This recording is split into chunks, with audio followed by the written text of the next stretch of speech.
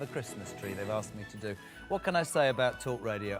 To be honest, it saved me. No, I've loved the last 3 months, and in fact to be somewhere where you can actually give your opinion and the people that listen and phone in can also give their opinion without fear of recrimination is brilliant, and I love being part of it. The people here have been tremendous. I want to wish you all a very happy Christmas and New Year. I know there's all sorts of stuff going on in the big wide world, but stay safe, look after your families, drink and be merry, and we'll see you on the other side, which is 2022, where frankly I expect more than 33 of you to tune into the Jeremy Kyle Drive Show. Happy Christmas.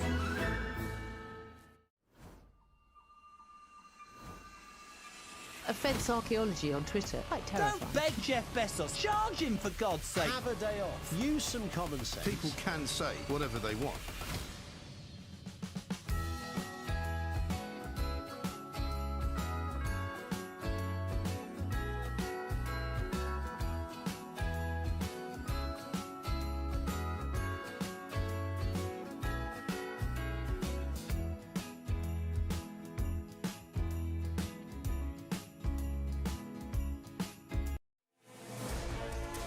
Online and on your smart TV.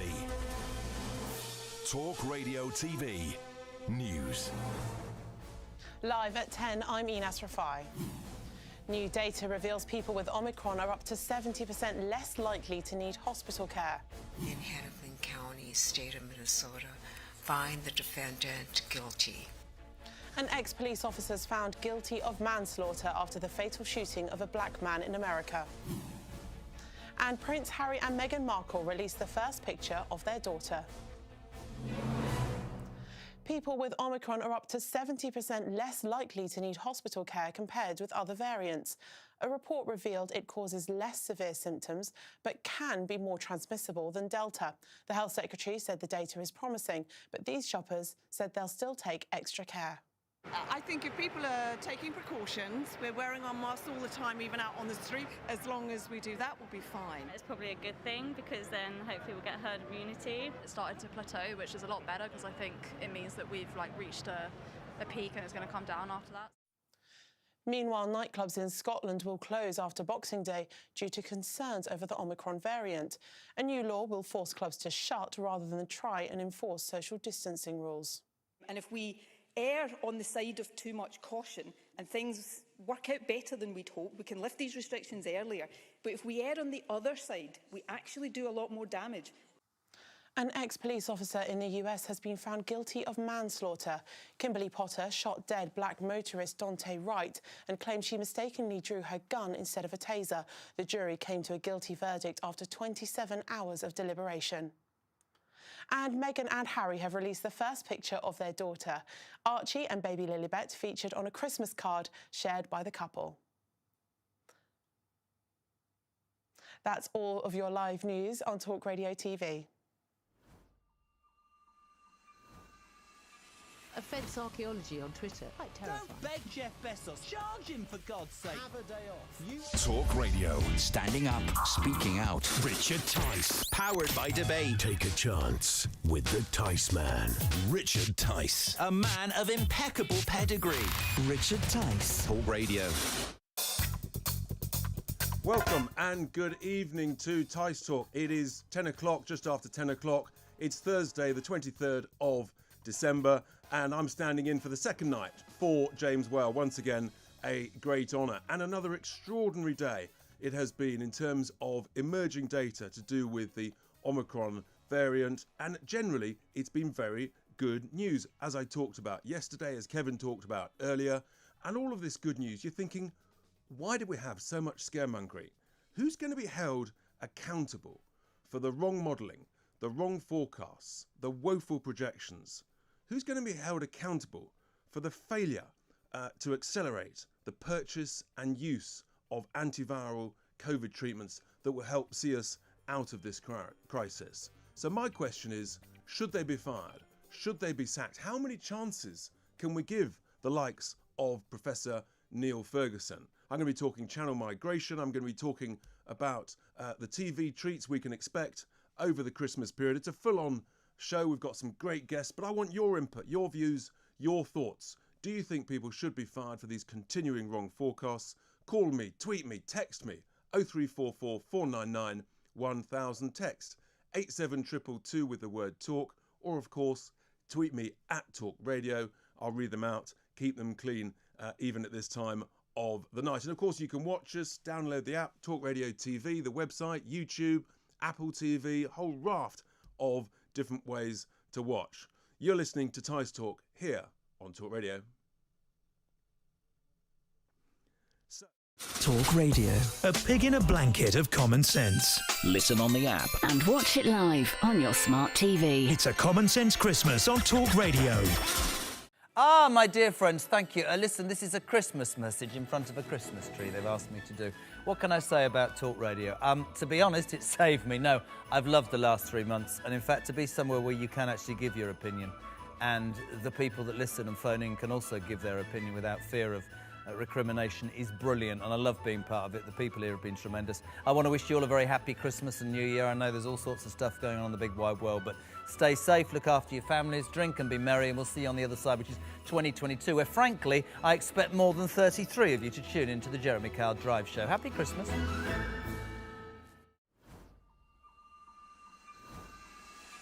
Offence archaeology on Twitter. Quite terrifying. Don't beg Jeff Bezos. Charge him, for God's sake. Have a day off. Use some common sense. People can say whatever they want.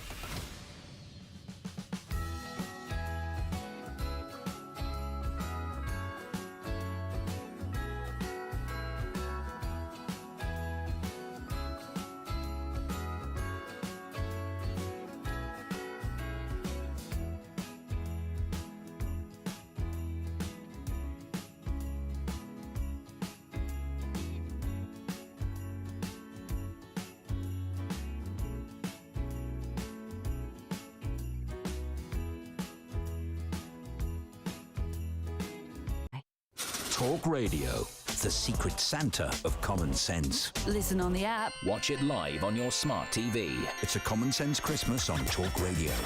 Talk Radio!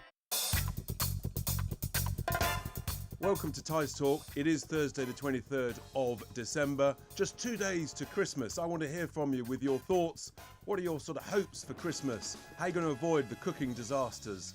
Call me, tweet me, text me. But first of all, we've obviously got to talk about the update, the good news, the emerging data, the studies on COVID and Omicron. Because following on from last night, we've got more data that can actually enthuse us, motivate us and encourage us as we go into Christmas and to the new year. And my view is Boris Johnson should be looking to ease the Plan B restrictions. Forget imposing any more restrictions like is happening in Scotland and Wales. Quite extraordinary, because today, the UK Health Security Agency confirmed that actually Omicron is likely to be 70% less likely to be hospitalised than under Delta. That is a huge, huge difference. You're 45% less likely to even have to attend A&E. That is good news. The other good news that came out is another study has shown that actually the Astra vaccine is effective against Omicron. What I want to know is, where was the suggestion that it wasn't effective? Why is it that these doomsters, these gloomsters, for them, the glass is always half empty? It's never half full. And surely that is the right way to look at it. That actually, unless you've got evidence something doesn't work, then assume that it continues to work. So why is someone like Professor Andrew Hayward saying that the downgrade of concerns about Omicron is moving it from a hurricane to a very severe storm? I mean, that is just way over the top.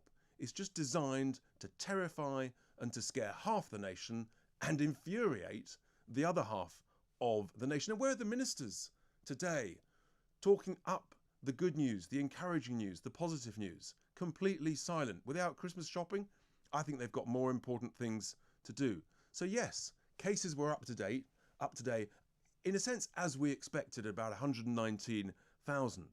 But there's less people in hospital, and this is the good news. There's less people in hospital than between mid-October and mid-November, which was before Omicron. And the number of people in ICU is the lowest, again, since mid-October. And it's actually lower than through the whole of August and the whole of September. This is the positive news. the good news that our leaders should be giving us confidence with, giving us belief with as we go forward. And my question to you, and I want your views on this, at what point do we hold these modelers, these forecasters, to account, these doomsters, because they're just wrong again and again and again? I mean, let's just remember, it's only 6 days ago that Professor Neil Ferguson said there could be up to 5,000 Omicron deaths per day in January. Let's just remind ourselves that that's 3 times higher than the worst day last January. It's 4 times higher than the highest 7-day weekly average last January. What's the man on? But I remember. This is the same bloke who back in July, when Boris, in my view, belatedly lifted all restrictions, all the lockdown restrictions in the summer. Neil Ferguson, he said there would definitely be 100,000 cases a day, that it was reckless, and that's what Keir Starmer said. And Ferguson said there could well be 200,000 cases a day. This guy is serially wrong. If you sort of believe almost the opposite of what he says, I think you'll be closer to the truth. And the modellers from Sage, likewise, we heard over the weekend that they generally model to suit the objective of the person wanting to hear the answer with the worst case scenarios. Look, I've been involved in business, and yes, in business you make a mistake. The board of directors will let you get away, if you're the chief exec, they'll let you get away with the first mistake. But if you make the same mistake again and again and again, the chairman of the board or the shareholders will sack you. They'll fire you. They won't put up with it. And I want your views. Should these people be sacked? Should we sack Sage? Should we sack the likes of Professor Neil Ferguson and start again and listen to people who've got a much better track record of being right? I have to say, I am frustrated with this. I just think it's so wrong. And it's interesting, isn't it, that Dr. Clive Dix, the former chair of the UK Vaccine Task Force, he said that the forecasts, the doomsters, were being irresponsible. Interesting.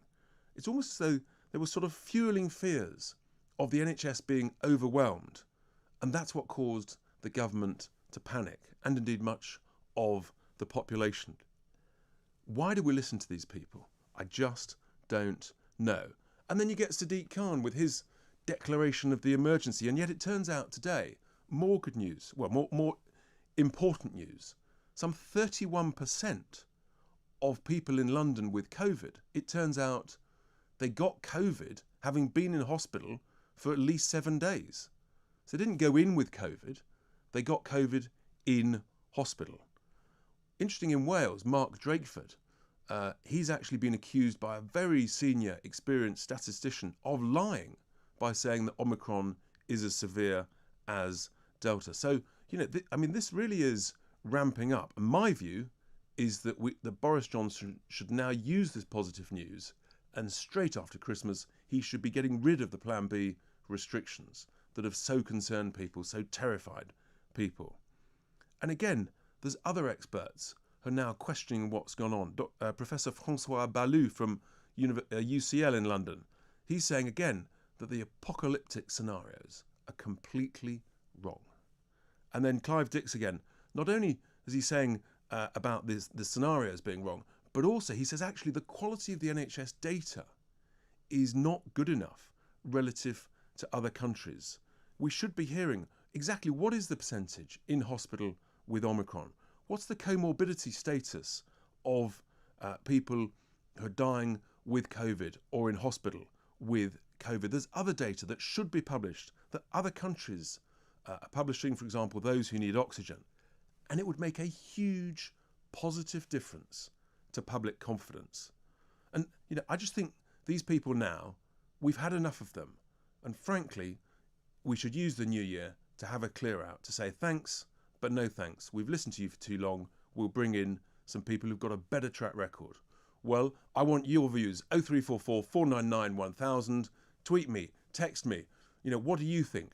Should they be kept on, or should they be fired, sacked, and should we listen to someone else? It's important. We've got to know this. And we've got to have confidence as we go through the festive season into the new year. And I'm delighted now to be joined by Dr. Ross Jones, who's a retired consultant paediatrician and a member of the Health Advisory Recovery Team, Hearts, who've been working so hard throughout the whole of this crisis to try and present better information to highlight the collateral damage that's been done through this crisis. Ross, very good evening to you. Thanks for joining us.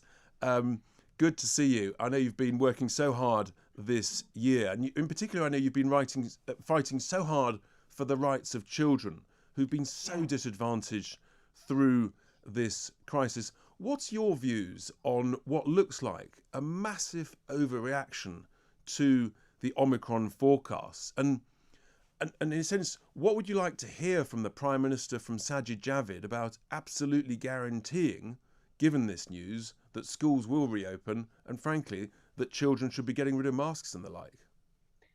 Well, I absolutely agree with you, Richard. I mean, I think it was obvious right from when if we listened to Dr. Coetzee about 3 weeks ago, she was the head of the South African Medical Association, and she kept saying, but they're healthy, they've come in with a cold, we've only tested them because we're doing this studies and we're, doing all the testing and the genomic sequencing. But otherwise, we would never even consider them as having COVID symptoms. They're mild, and she thought we were overreacting. And in fairness to Boris, the one thing he has changed his mind on is when he suddenly closed the borders to these 6 Southern African countries, and people who just come back from a honeymoon or something suddenly had to do 10 days in a quarantine hotel. After about 10 days, he suddenly reversed that, and people have actually got their money back for the days they didn't spend in quarantine. I don't think they've been recompensed for the days they did. No. But so he can do a U-turn. So I absolutely think you're right. He needs to say that he can say he was being cautious, but it's very apparent now that the data from lots of countries, it's not just from the UK, it's from Denmark studies, there's been one from Australia as well, that the Omicron variant, as you might expect, most pandemics fizzle out because the variants tend to get more infectious and less virulent. And hopefully that's what's actually happening here. That's right. But having sort of, and as I say, having terrified half the nation and infuriated the other half, I do think that actually, and in a sense, they were very quick out of the blocks when Omicron came up, and there were lots of suggestions, and I actually subscribed to it, that the Prime Minister actually used it as a distraction from the Allegra Stratton video, because coincidentally, of course, he essentially imposed Plan B sort of literally simultaneously. But I just think that now they've got to get back on the front foot and say, actually, we're re-looking at the data, it's better than anybody hoped, and that we need to move into the new year with some positivity and in a sense lead the way, because of course in Scotland and Wales and to a degree Northern Ireland, I mean, what they're doing is even more catastrophic. I mean, utterly destroying hospitality industries and the like. Yeah. No, I think you're right. And I think one of the things right back from last March, when the Sage Minutes recorded that they'd said the public weren't frightened enough and they needed to increase fear. They've used fear as a tool. They have never used the reverse. They've never gone back to saying, oh, well, I know we thought it was going to be bad, but actually, don't worry, things are much better. Now, I think Boris, in fairness, he probably didn't really want to be locking down. But I think one of the things that happened last week, which was really helpful, there was, 99 Tory MPs voted against the vaccine passes. And, all the Lib Dems and some Labour, it was the biggest rebellion of any sort. But then 2 days later, of course, the Lib Dems won a by-election, and the Lib Dems were the only party in Parliament who have been consistently voting against vaccine passports. And I think not only has it rattled Boris, but it's rattled quite a lot of the cabinet, because now you get the impression that whereas before there might have been most of the cabinet pro-locking down, and there was Boris and maybe one or two trying to argue not to, now it seems to be that there's only Michael Gove and Sajid Javid really wanting to lock down. And the fact he's bought a bit of time, because he said, look, we're not locking Christmas. And how could he? I mean, after all these pictures of their parties last year, he already closed last year's Christmas. The idea that he could contemplate doing it again, we wouldn't have, I don't think there would have been sufficient compliance. And that really is egg on face if you bring in a rule and then nobody takes any notice. But my And concern... now he's in the position that by the time he looks after Christmas, maybe he'll have seen that we've just turned the corner. South Africa are well onto the way down now. London is just probably at its peak. And because we also now know that it's less virulent, then there'll be very good reason not to introduce more curbs in time for New Year, which is the rumour. But I think the rumour's suddenly got a bit of a wobble on it, hasn't it? But I think we've still got some battles on our hands, Sure we have. Ross, because we've got to get rid of the Plan B restrictions. Yeah, I mean, they were imposed, absolutely. in a sense, because of Omicron. Well, now we know that Omicron actually is less severe than the doomsders of Sage, and that actually it's much milder. And many people are now having the courage to say, actually, that in itself is good news, that because it's milder, yes, it's very transmissible, but it means more people will get a cold or some minor symptoms for a few days, but then they've built up some more natural immunity. But of course, the other big debate we're hearing about is the suggestion that there's going to be a push for a fourth jab, in a sense, a second booster, and because we're hearing some data suggesting that the third jab, the booster jab, that its efficiency against Omicron starts to wane to a modest percentage, I think sort of between 15 and 25%, after about 10 weeks. So you can sort of see, there's other battles to be had here. I think one of the things is all last year they were rubbishing natural immunity. They just kept saying, oh, the antibodies wane. And they're doing the same in a sense with the vaccines, because actually, if you look at hospitalisation and death, it's holding up much better against that. And the whole point about antibodies is they're meant to wane. You get a memory so that when you meet this disease again, you then suddenly churn out loads of antibodies. It would be terribly wasteful if you had to make antibodies every day of your life to every infection you'd ever met. It's not how the immune system works. But it's like they've forgotten just basic immunology. I don't know, they don't have any immunologists on Sage. It might be helpful. Yes. But yeah, if they would recognise that actually there's no point in, I mean, all these boosters now, I mean, they've cancelled appointments for catch-up that's really important in order to roll out boosters to healthy young people who are not even 3 months. They've changed the rules. It used to be, say, 6 months.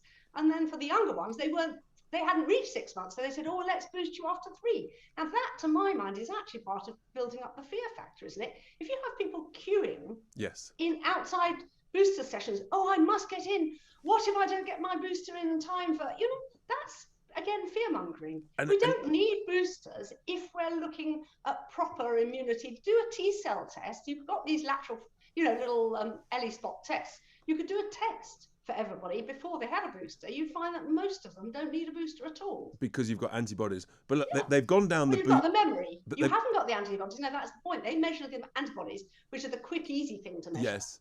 And they wane down to about 10% within weeks of an infection, and ditto within weeks of a vaccine. But it doesn't mean you can't make them again, because you've got plasma cells in your bone marrow that have got the memory for how to make them next time around. And that's what they should be looking at. And this other concern that you just touched on there, because of course they essentially allowed GPs to defer lots of other sort of standard work in order to accelerate the booster program. And yes, they've accelerated it. But should they now essentially be rowing back on this, saying, actually, GPs, you shouldn't be doing the boosting. Let the volunteers and other people do the boosting so that you can get back to seeing patients, non-COVID patients, more elderly patients. The whole booster programme was, again, all of these things, they have to be so dramatic, So again, with the schools, when they rolled out in September to the 12 to 15-year-olds, Sajid Javid was talking about hitting the ground running. Now, I think the next battle we're going to have on our hands is MHRA yesterday gave emergency use authorisation for 5 to 11s. And so far, the JCVI have only approved it for children with major comorbidities that would be, at significant risk from COVID. But they've said they'll look in the new year. And that's exactly what they did with the teenagers back in September. They delayed and then said, oh, yes, let's give it to all of them. And I'm sure they'll do the same. And there's lots of talk from, I don't know, Tony Blair and people who have no knowledge really of this, saying if we don't roll this vaccine out to primary school children, then Omicron will cause chaos in primary schools in the new year. Well, it won't cause chaos. It'll just cause a few snotty noses. That's not my idea of chaos. And so what, I mean, in terms of, the real concern about children having to wear masks, which was happening in the back end of this term, what prospects of getting the masks ditched for children at the start of next term, Ros? Oh, I don't know. It'd be lovely if they would. I think the whole thing of masking, I mean, again, if from Omicron, it's even more ludicrous because if it is highly contagious, it's not going to be put off by a mask. And so again, I think the masking mostly has been about compliance. If you look at the sort of cotton masks people wear, they're not, the air comes around the side and out the top. And well, no one's. I mean, I've continually asked for evidence.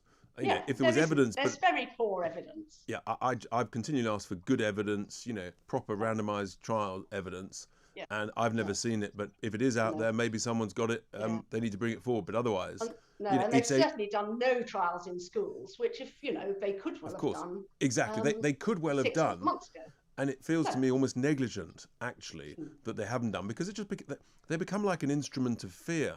And I just feel so sad when you see school children, leaving at the end of the school day, and they've still got their masks on, and it's just not an enthusiastic, exciting way, for young people to be carrying on. I think the parents at primary school, there was nowhere where adults were asked to wear masks out of doors, and yet schools, and that wasn't the government in fairness, but schools, in those heads who were rather more anxious or had more militant unions, I don't know what, asked parents to put masks on at pick up and drop off.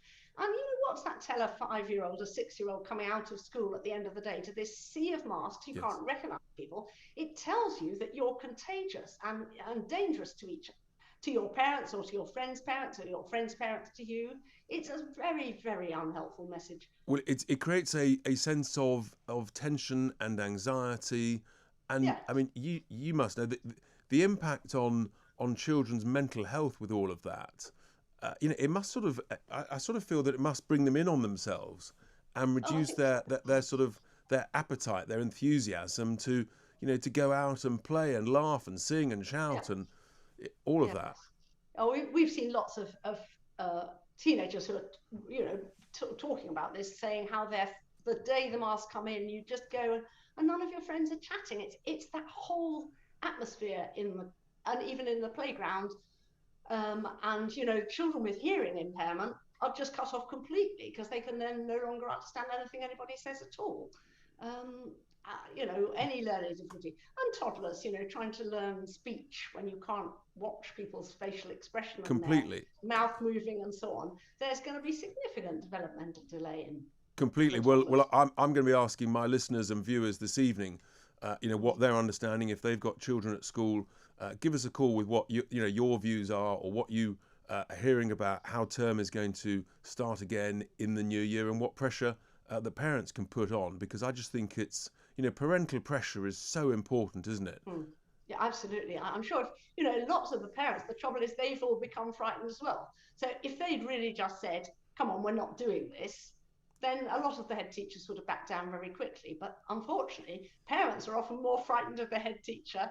So, you go from nobody in the masks in the playground to the next 2 days later after the letter saying, please wear them. Suddenly everybody's got. Yes, because of course, often parents don't want to be seen as to be sort of the difficult one, the odd one out, and understandably, nor do the children.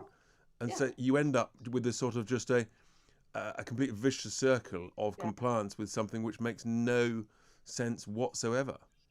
And it's interesting, just this week, I mean, I go into London quite a lot. I was in London last night and at the theatre, and just everywhere was masked. Whereas even a week ago, you'd go in and, half the people on the tube weren't masked. They'd be sitting in front of a sign saying they could be fined £1,000 or thrown off the train. But they weren't bothered. But suddenly the fear messaging has ramped up. Yes. And people are thinking, if I don't wear a mask, I'm going to catch COVID before Christmas. And, it's just we've got to celebrate this good news that's come through today. Let's hope it continues. And Ros, can I just say thank you so much, for all you've done this year, your hard work and your fellow colleagues at heart. You really have been stalwarts in an army of common sense, and keep up the great work, and have a very, very good Christmas. Thank to you, you and and your thank family. you to Talk Radio for hosting us, because I can tell you the BBC won't. So it's lovely to have somewhere to come and talk. Bye then, thank you. All right, yeah, have a great Christmas, Ros. Thanks a lot. That's Ros Jones, retired consultant paediatrician and a member of the Health Advisory Recovery Team, HEART, which have played such an important role this year in battling for the rights of children and indeed for all of us by trying to counter the negative narrative coming from stage. Give us a call, 0344 499 1000. What's your views? What are you hearing in your schools if you're a parent with children in school? What are you hearing about next term, about masks, whether it be online or straight back to school? Hopefully that is changing, that's getting more positive. And likewise, what do you think should happen to Sage? We've got a message in a tweet in here from Paul, who says all these advisors, spads and unnecessary talking geezers are the direct result of Blairite cronyism. Interesting. Harold Wilson's government never needed them, needed Thatcher. It's a terrible waste of money. Well, thank you for that, Paul. Someone else tells me that my hair is a bit too tufty. I don't know what we can do about that. Keep the messages and the calls coming in.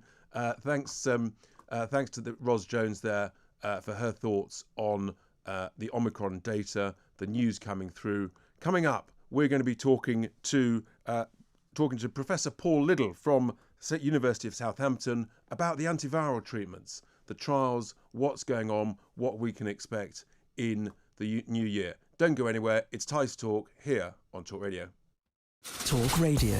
A pig in a blanket of common sense. Listen on the app. And watch it live on your smart TV. It's a common sense Christmas on Talk Radio.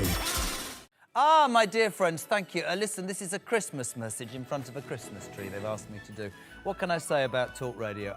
To be honest, it saved me. No, I've loved the last 3 months. And in fact, to be somewhere where you can actually give your opinion and the people that listen and phone in can also give their opinion without fear of recrimination is brilliant. And I love being part of it. The people here have been tremendous. Reason Re-Engineered. Richard Tice on Talk Radio. Listen on DAB+. On your smart TV. From global current affairs to the issues that hit closer to home. Richard Tice. Fighting your corner on Talk Radio. Welcome back to Tice Talk here on Thursday evening. Thanks for being with us. Thanks for listening. And it's a positive day. A, because we've got Christmas just 2 days away. You may or may not have finished your Christmas shopping. I did a little bit today. But B, because there's some positive, good, encouraging news on the Omicron data that's come out. And I think, frankly, we all deserve some encouraging news. But for many of us, it wasn't actually a surprise. Now, I've been talking recently on my show that actually, in a sense, yes, the vaccines, they dramatically reduce hospitalizations, they reduce the severity of symptoms, and mercifully, they reduce deaths. But we've had 130 million jabs and counting.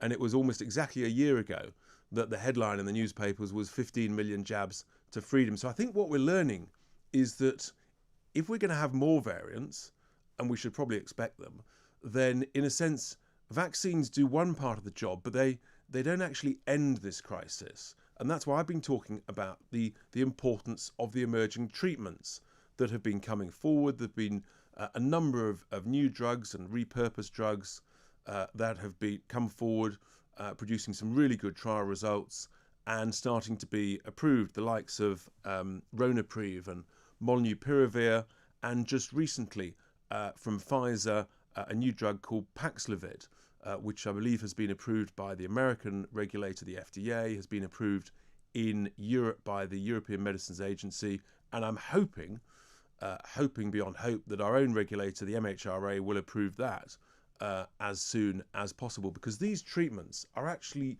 absolutely critical to us having the confidence to move forward, so that you know that in a sense, if the virus gets through the vaccine, then the next line of defense is really powerful, really strong, and will prevent you getting too severe some symptoms. So I'm delighted to be joined now by Professor Paul Liddle from the University of Southampton, who is a co-chief investigator, I believe, of the Panoramic clinical trials. Paul, a very good evening and welcome to Talk Radio. I think for the first time, an exclusive first for you here on Talk Radio. Thank you. So Tell us a bit, Paul, about the panoramic trial and which drugs you are either currently investigating or just about to start. Yes, so you mentioned molnupiravir. So panoramic will investigate a range of drugs, potentially what comes along. You've mentioned two of them, and at least molnupiravir will start with. It's one of the biggest trials that ever been done in primary care. So there's lots of studies so far in hospitals. So the recovery trial, which for example, looked at dexamethasone for very ill people. But what we haven't had in primary care, so is something that would help the vulnerable individuals, as you say, if they've escaped the vaccine or they're ill enough to get into hospital. So we're talking about the older individuals or younger individuals with significant comorbidities. So this trial will fill that gap, I think, at least I hope it will, and by looking at new drug treatments that have got at least modest evidence so far. So, for example, molnupiravir, there's been one nice trial published in the New England Journal recently, which showed about a 30% reduction in hospitalizations. That's right. So that's been approved by the MHRA. So your trial, how long does it go on for? That's sort of obviously in a real world setting. Yeah, absolutely. So we're aiming for something between 10 and 15,000 patients, probably. It will depend on, if you like, what the event rate is, how common it is for people to get in, to need to go to hospital. So as you can imagine, if the event rate, so if 3% of the control group end up needing to go to hospital, to show a 30% reduction in that to 2%-ish, you need a lot of people. Right, okay. So but it is very exciting, actually. I've never personally been involved in a trial that's moved this fast. It opened 2 weeks ago, and there's more than 1,000 people in it already, and will be, if you like, the throttle isn't even yet fully open. So by early in the new year, there'll be more centres opening. So we're probably going to get an answer sometime in February. Okay, right. So pretty quick, actually, in 6 weeks. And what about Paxlovid? Are you going to be looking at that as well? Yeah, very probably. That sounds like it's probably the next one that will come down the line. So once the MHRA have approved it for use, it's a conditional approval. So they decide what the level of evidence is and whether it's suitable to be used in a trial. And if they approve it for use, we then have to import the medicine, label it, and then it'll join the trial. So we won't wait until we get a definitive answer from molnupiravir. This is what we call a platform trial, where you can look at more than one drug at the same time. Right, I've got it. And then obviously there are other trials going on. There's the Oxford Principal trials, isn't there? They've been looking at a range of drugs, some repurposed, some new. Are you? How closely do you sort of professionals liaise with the organisers of other trials like that, and understand how they're doing it, what they're doing, what their results are showing? Yeah, absolutely. So by and large, Principle is about repurposed drugs, and Panoramic is about new antivirals, if you like, coming down the line. The team who ran Principle are the team with myself added who are running this trial. So that's the reason why the current team is running this trial is they've shown they can run Principle. So obviously the funders look at whether they think the team can do it, and we were just to be the team that could do it. And who does fund these trials? I mean, are these just all funded by government research or by some of the pharma companies, or a collection of the two? The previous trial of molnupiravir, the large trial that's just been reported, was funded by the drug company Merck Sharp & Dohme. This trial is funded by the NIHR, so the National Institute for Health Research, which is one of the biggest funders of health research in the country. It's a fantastic thing, the NIHR. So it's purely funding coming from them. Right, but that essentially is, and they're presumably funded by government grants. Yes, Yeah. ultimately it comes from the government, but it's the committees that decide which studies should be funded are independent of the government. Right. Okay. And so the principal trials, because at the moment they're doing, I think, favipiravir and ivermectin. That's right. I heard the other day that ivermectin, that trial's been paused for supply issues. Have you heard that, and any idea what that's about? Yes, I don't know the details of that, but indeed that is the case. But I believe that the trial will be restarting after a short pause, restarting early in January. Right, because I mean, obviously that's interesting because the repurposing of drugs, as you say, or potential repurposing, is clearly another important tool in the toolbox, so to speak. Yeah, absolutely. So,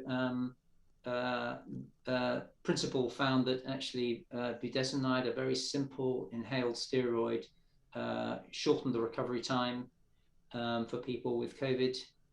So that was one of the big successes. But the other big success from Principal has been showing what doesn't work. So things like azithromycin don't work, doxycycline doesn't work. So these are drugs that used to be, they are used for infections. So they were repurposed, if you like, to see whether they'd work for COVID, and they didn't. Yeah, so that's obviously a critical part of it. If people sort of think something does work and starts to use it in different settings, different countries, different states, it's vital to do these trials. I just sort of would like these trials. I'm sort of always, I'm always a bit of in a hurry, Paul. So I want them to sort of happen bigger, faster, further.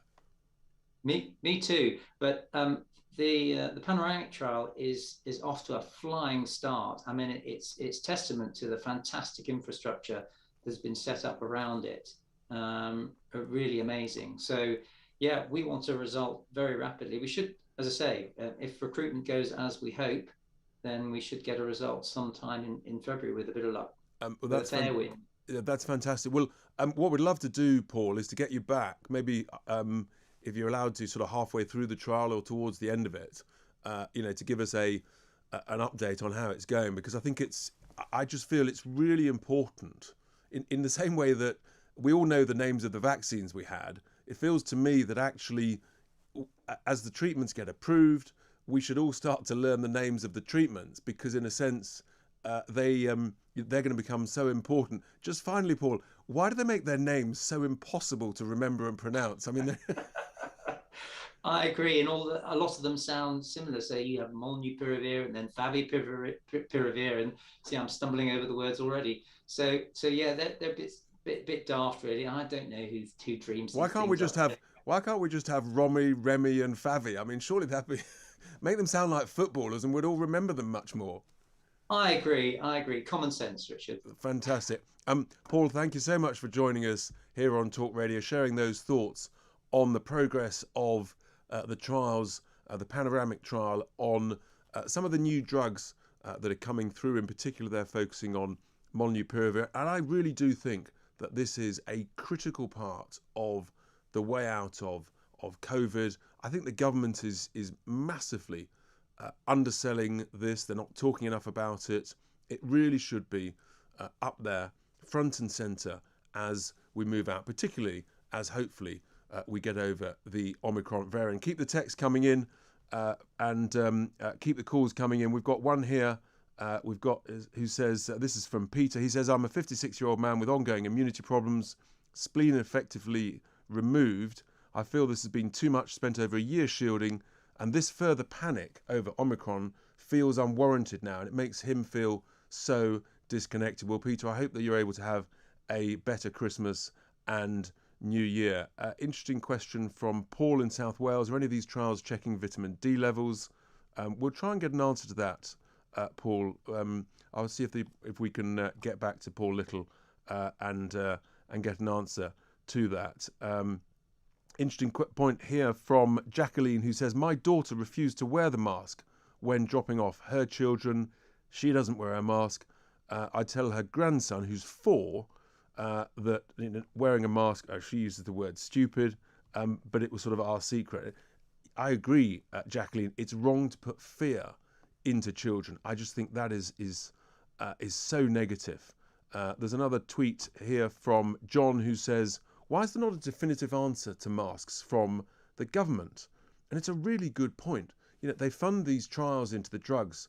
Why haven't they funded a proper randomised clinical trial into the efficiency, the efficacy of masks? If they work, quite rightly John says, then tell us. If not, then why bother? If we need a high quality mask production, then we should set that up here in the UK. I love the UK being self-reliant. John from Weybridge, I love the fact, you know, we should do more production. I agree entirely. This government should do some proper, detailed research into the efficacy of masks, and then we all know. Then we've got some evidence. It's no good just assuming it. It really isn't. Coming up after the break, we want your calls, 0344 499 1000. Do you think the advisors, the Neil Fergusons of this world, the sage advisors, should they be cleared out in the new year as we move away from the scaremongering on Omicron, or would you give them yet another chance? Don't go away. Stay with us. It's Tice Talk. It's Talk Radio. Talk Radio. A pig in a blanket of common sense. Listen on the app. And watch it live on your smart TV. It's a common sense Christmas on Talk Radio. Ah, my dear friends, thank you. Listen, this is a Christmas message in front of a Christmas tree they've asked me to do. What can I say about Talk Radio? To be honest, it saved me. No, I've loved the last 3 months. And in fact, to be somewhere where you can actually give your opinion and the people that listen and phone in can also give their opinion without fear of recrimination is brilliant, and I love being part of it. The people here have been tremendous. I want to wish you all a very happy Christmas and New Year. I know there's all sorts of stuff going on in the big wide world, but stay safe, look after your families, drink and be merry, and we'll see you on the other side, which is 2022, where frankly I expect more than 33 of you to tune into the Jeremy Kyle Drive Show. Happy Christmas.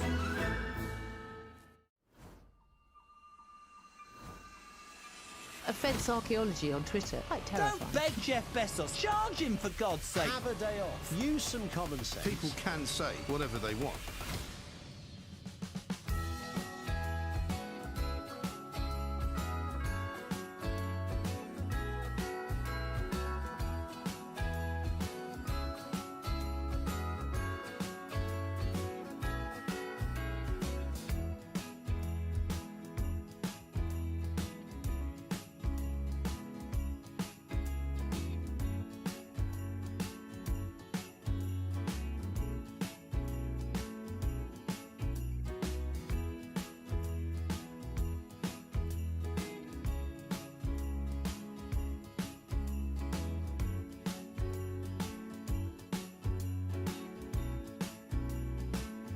Talk Radio. Wrap up well in common sense this winter. Talk Radio. Listen on DAB+. Watch it live on your smart TV. The nation's favourite Christmas common sense station. Talk Radio. Welcome back to Tice Talk this Thursday evening. I hope you're enjoying the show. We've had a couple of great callers with Ross Jones, and we had a first and exclusive with Professor Paul Little from the University of Southampton, who is the co-chief of this important new trial of one of the treatment drugs, molnupiravir. We'll get him back on in the new year, and we're going to send him a text actually to ask that question about whether or not those trials check vitamin D levels. We've got a tweet in here from another Richard. Why talk of a fourth booster? Oh, well, actually it's a second booster, a fourth jab, when we have a highly transmissible variant that causes a cold. If you do that, nobody profits from natural immunity. Good point. Well, we've got Joe in Wolverhampton who wants to raise something. Good evening, Joe. How are you doing? I'm very well, thanks, Richard. Yourself? Yeah, good. What's on your mind, Joe? Just incredibly frustrated by a number of things. Let's start with Neil Ferguson. I sort of describe him as, you know, if you ever go into a betting shop, you'll find an old man who's sitting in the corner, a scruffy old man who loses all his money in there all the time. Going and asking Neil Ferguson advice, he's going and asking that old man for what his tip is on the next race. I love that. That's a great description. I mean, we've all been in betting shops, you know, sort of the morning of the Grand National, you know, and as you say, there's always someone in there. I don't think they can smoke now, but they used to be sort of, you know, surrounded by cigarette butts and sort of smoke-filled room. It's all changed, but you're absolutely right. Richard, just to put the data into context, when you step back from it, up until the 1st of July this year, we had 4.8 million people who had tested positive with COVID and 128,000 deaths. Since then, since the 1st of July, we've had 6.5 million people who have tested positive and only 19,000 deaths. Obviously, all down a lot to the vaccine. So the numbers have changed dramatically in the last 6 months. And I just think people have lost sight of all of that. You know, if you look at Scotland, for example, I was on Public Health Scotland website today, they have had 450 people die from COVID under 65 in the last 6 months. Now, assuming a proportion of those were unvaccinated, the reaction from Nicola Sturgeon in Scotland is just ridiculous. She will have had 700 drug-related deaths over the same period of time. It is extraordinary.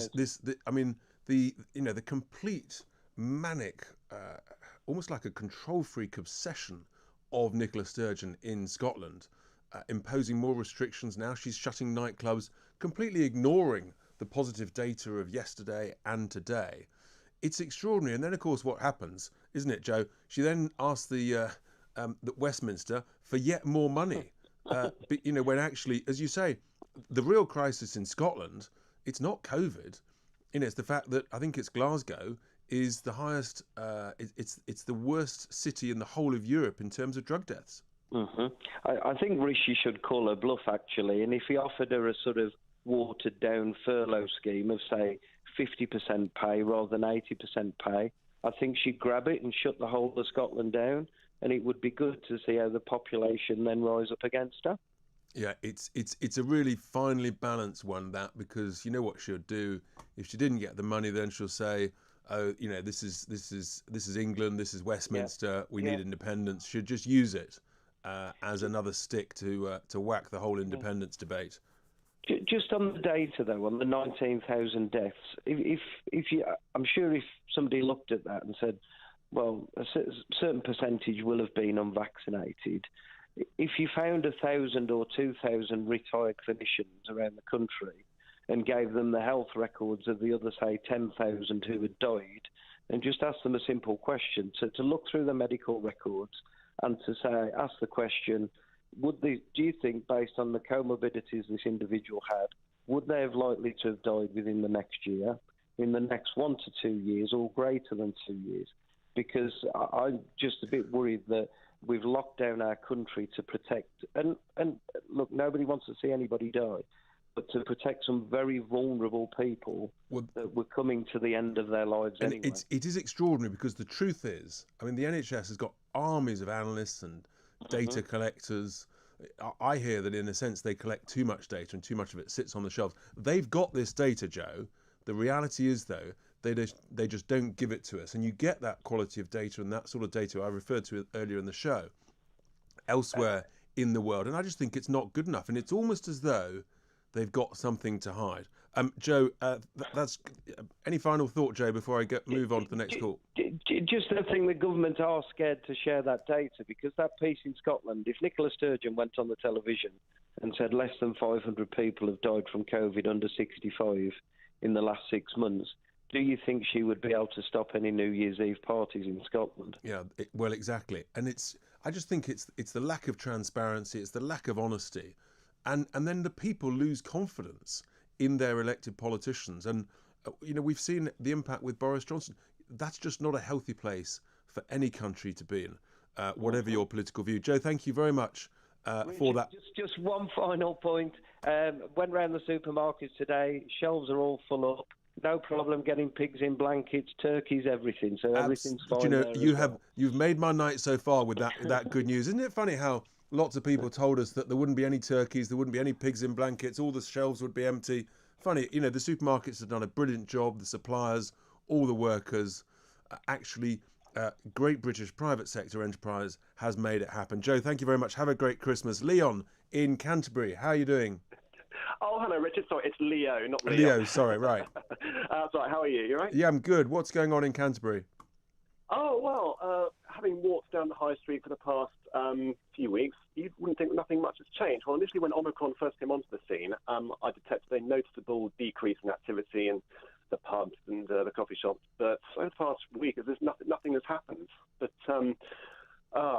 just say, fantastic show, great interview with the chat last time on antivirals and new treatments. And why doesn't the government talk enough about those? You know, you'd think that if the government wants to boost morale, because after the tumultuous 18 months that we've had, they need to really, really market those antivirals and say that this is a real turning point around the corner. Given how convenient apparently these pills are to administer, they're oral treatments, not as if we all have to go to the vaccine centre every so often. Exactly. This is the thing. Actually, a lot of them you can take at home. My concern here is actually that very occasionally the government sends out a press release, but it is odd. They just seem completely obsessed with the vaccines and not talking about these treatments, which they're a second line of defence, in a sense, an absolutely vital line of defence. And it troubles me. What also troubles me, actually, Leo, is that the antivirals task force, run by a guy from ex-guy from GlaxoSmithKline called Eddie Gray, they've clearly been nothing like as focused and as well managed and as organised as Kate Bingham's vaccine task force, because it's quite clear that they haven't, they haven't ordered on a sort of provisional basis, subject to approval, enough of these treatments. We get a sort of a brief press release yesterday saying that, oh, good news, there's another 4 million coming early in the new year. Well, it turns out that could be all the way out until the end of March. I don't call that early in the new year. That's absolutely ridiculous, I find. So going back to how you started the programme, should we fire Sage or should they be booted out? Yes, what's your view? I think they should have a place, but we need other representatives from industries and other sectors of society who can counterbalance what they say about industries that are going to be directly affected by the stringent measures, the restrictions, hospitality, theatres, all these things, and also psychologists or people who can measure the mental health implications of lockdown as well. But it seems that Sage, Whitty and Valence, nothing against them personally whatsoever, but it's just them that dominate the agenda. And also, just finally, if we have another major pandemic down the line, God forbid, I hope we don't, in our lifetime, and if we have something on the same scale and Sage or other like-minded people come up with predictions of doom and other things, are we going to trust them again? We'll say, well, you got it very badly wrong during COVID. Why should we trust you this time? Now, I don't need to tell you, of all people, how much modelers and so-called experts got it wrong in terms of Brexit predictions. Exactly. Right? You're the last person I need to lecture on that. So why do these so-called experts get it wrong constantly all the time, no matter what field it is? Well, it's interesting. Actually, Fraser Nelson over the weekend, he extracted out of. I saw that. You saw that, and that was very, very interesting, because essentially what the chief modeller at Sage admitted was that very often they are modelling to the request of the person who's commissioned the model, and eventually only focusing on where a decision is made if it's the worst case scenario. My point is completely different. Actually, the truth is you model all the scenarios, worst case, best case, middle case, and then there's a decision either way. Whether you, in a sense, whether the ministers have to decide, well, actually, taking the balance of all the probabilities, we'll make a decision on the base case, or we'll accept the best case, or indeed the worst case. It's extraordinary. That's a sensible, common sense thing to do. Just finally, Rich, I know you're a former businessman, but do they not realise that by grounding the economy and society to a whole every so often, that businesses is going to go to the wall, and well, not just businesses, but theatres, hospitality. These are organisations that pay their taxes, which pay for the NHS. If they strangle the economy indefinitely, then surely there's not going to be enough money to pay for an NHS. It will be screwed either way. Do they not realise that? You're so right, Leo. They say they realise it, but I just don't think they do. We know, thanks to that, Leo, we know that they didn't do cost-benefit analysis in any of these lockdowns. I just think it's actually scandalous. It's really negligent. The damage they cause, the collateral damage to so many other parts of the economy, to people's mental health, to people's jobs, to people's businesses. Leo, thanks very much indeed. Coming up, we're going to be talking to Dr. Rakib Hassan about the migrants coming across the channel, the numbers, and what might happen next year. Stay with us. It's Tice Talk. It is Talk Radio. Talk Radio. A pig in a blanket of common sense. Listen on the app. And watch it live on your smart TV. It's a common sense Christmas on Talk Radio. Ah, my dear friends, thank you. Listen, this is a Christmas message in front of a Christmas tree they've asked me to do. What can I say about Talk Radio? To be honest, it saved me. No, I've loved the last 3 months. And in fact, to be somewhere where you can actually give your opinion and the people that listen and phone in can also give their opinion without fear of recrimination is brilliant, and I love being part of it. The people here have been tremendous. I want to wish you all a very happy Christmas and New Year. I know there's all sorts of stuff going on in the big wide world, but stay safe, look after your families, drink and be merry, and we'll see you on the other side, which is 2022, where frankly I expect more than 33 of you to tune into the Jeremy Kyle Drive Show. Happy Christmas.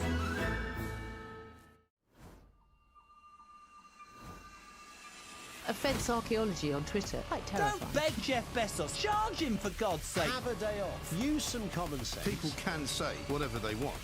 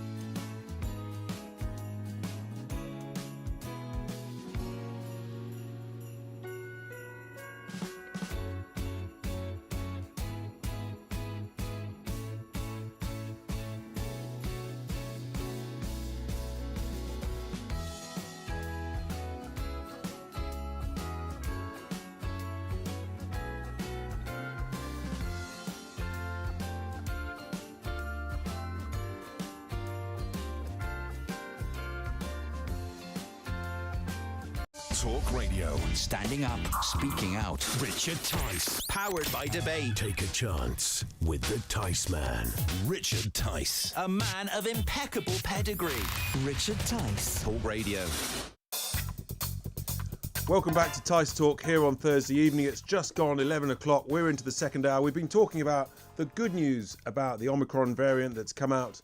We've also been talking about in the first hour the trials of some of the emerging treatment drugs, the antivirals, and that's really important as we look forward. We'll get Paul Little back on in the new year.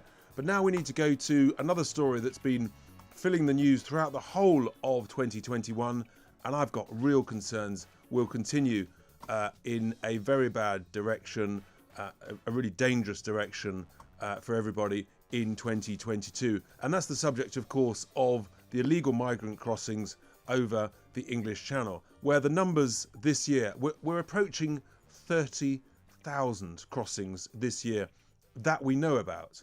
And of course, there's a significant number that we won't know about. And that's over 3 times the number from last year.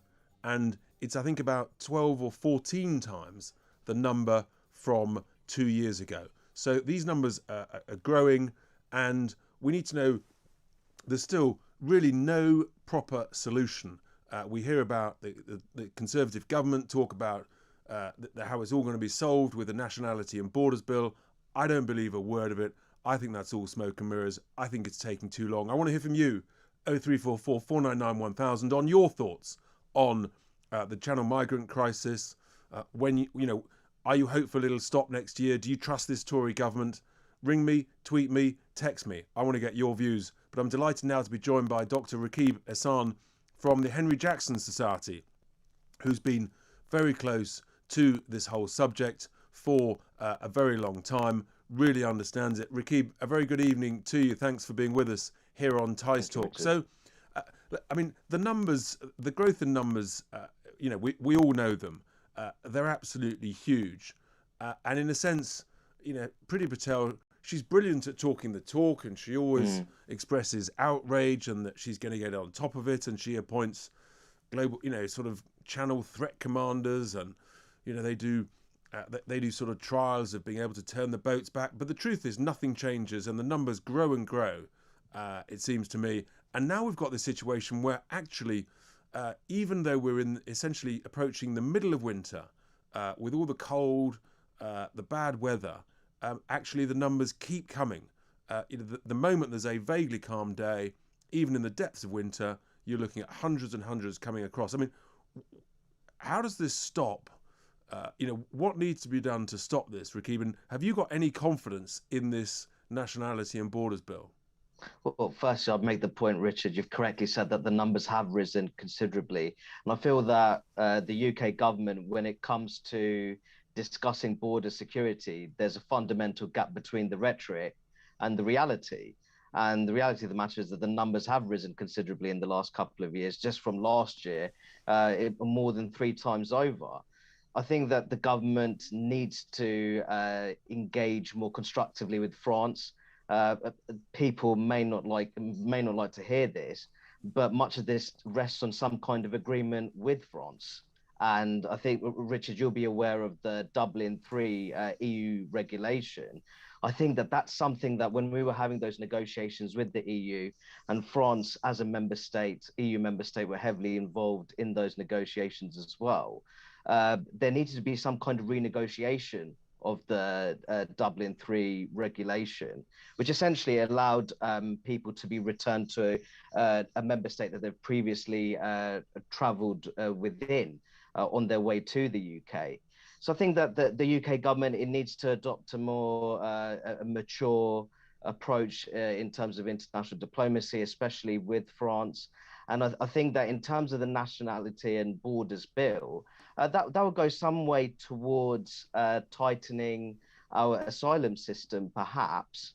But I think that in terms of actually getting to grips with this particular situation, there's many things that need to take place, Richard. I think that people who are involved in these people smuggling infrastructures within the UK, the National Crime Agency really needs to be provided with greater resources to really clamp down on those kind of operations.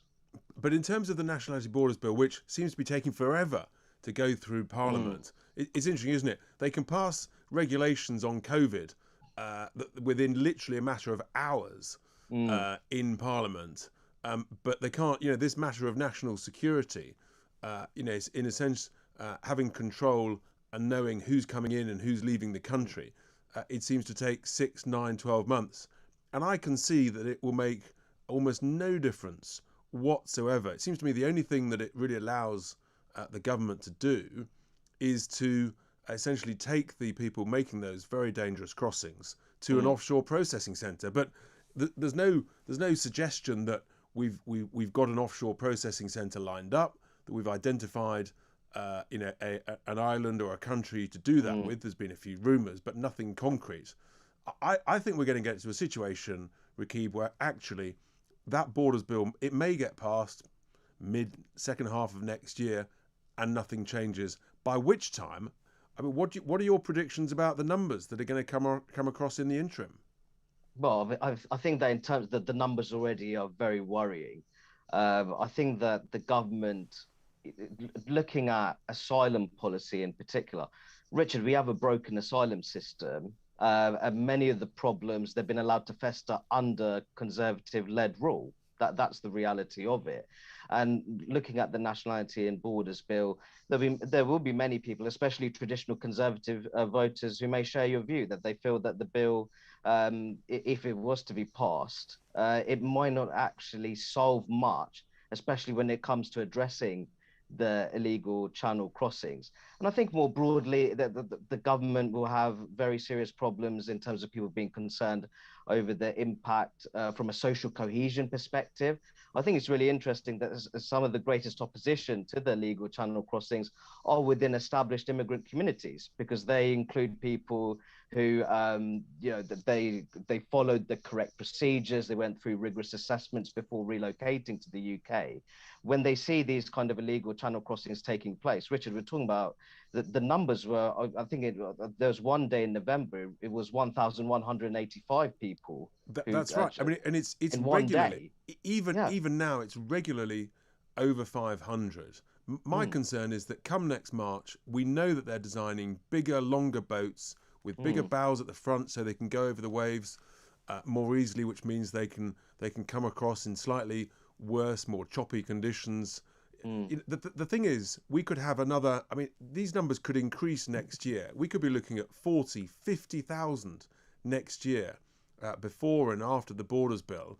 And as you say, the ability to house these migrants, the cost of doing so, and then, as you say, the impact in the respective towns and cities and sometimes villages where they're being housed actually is really significant.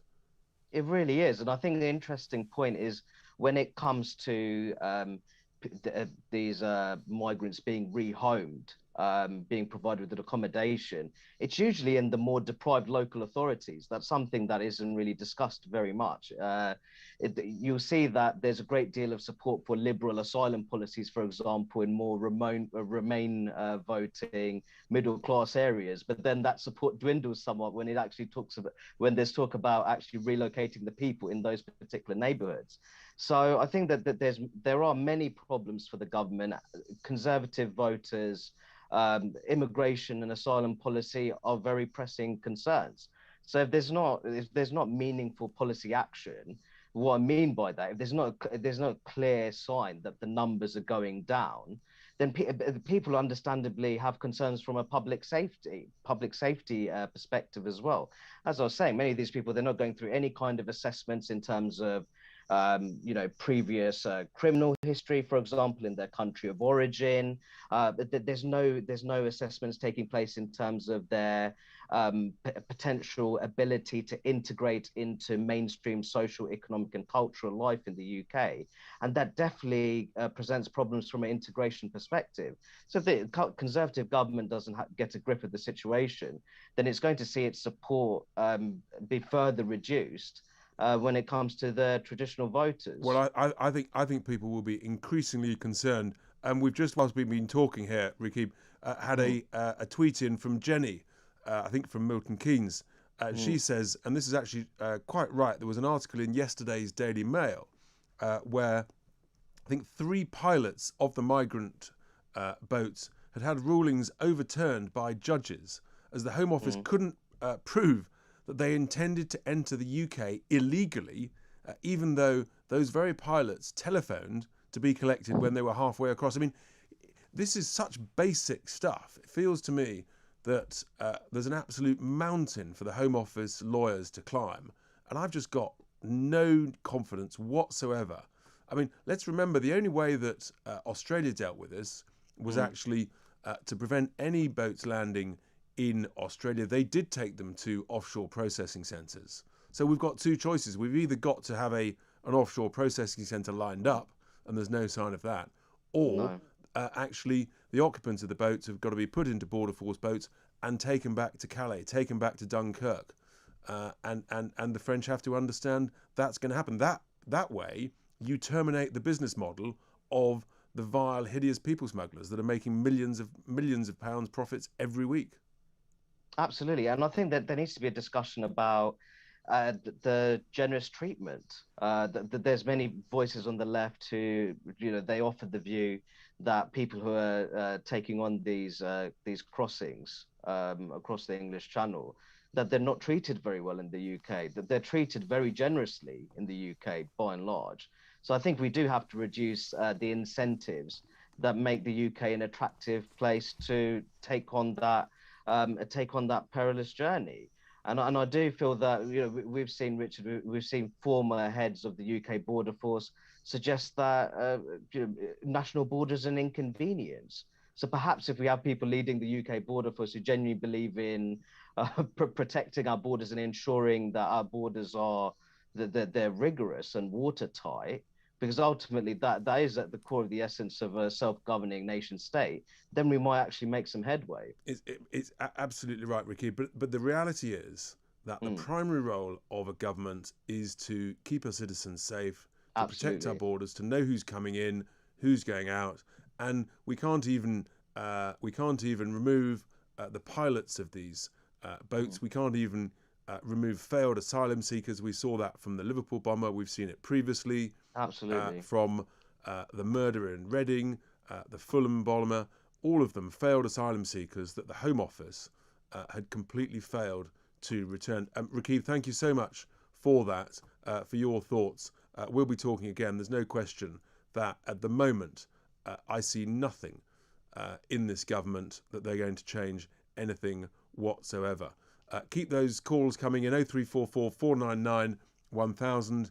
Keep the texts and the tweets coming in. Stay with us. It's Tice Talk. It's Talk Radio. Richard Tice on Talk Radio.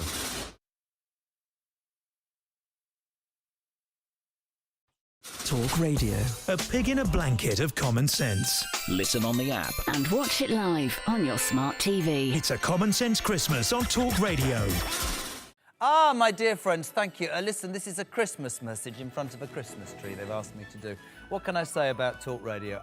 To be honest, it saved me. No, I've loved the last 3 months. And in fact, to be somewhere where you can actually give your opinion, and the people that listen and phone in can also give their opinion without fear of recrimination, is brilliant, and I love being part of it. The people here have been tremendous. I want to wish you all a very happy Christmas and New Year. I know there's all sorts of stuff going on in the big wide world, but stay safe, look after your families, drink and be merry, and we'll see you on the other side, which is 2022, where frankly I expect more than 33 of you to tune into the Jeremy Kyle Drive Show. Happy Christmas.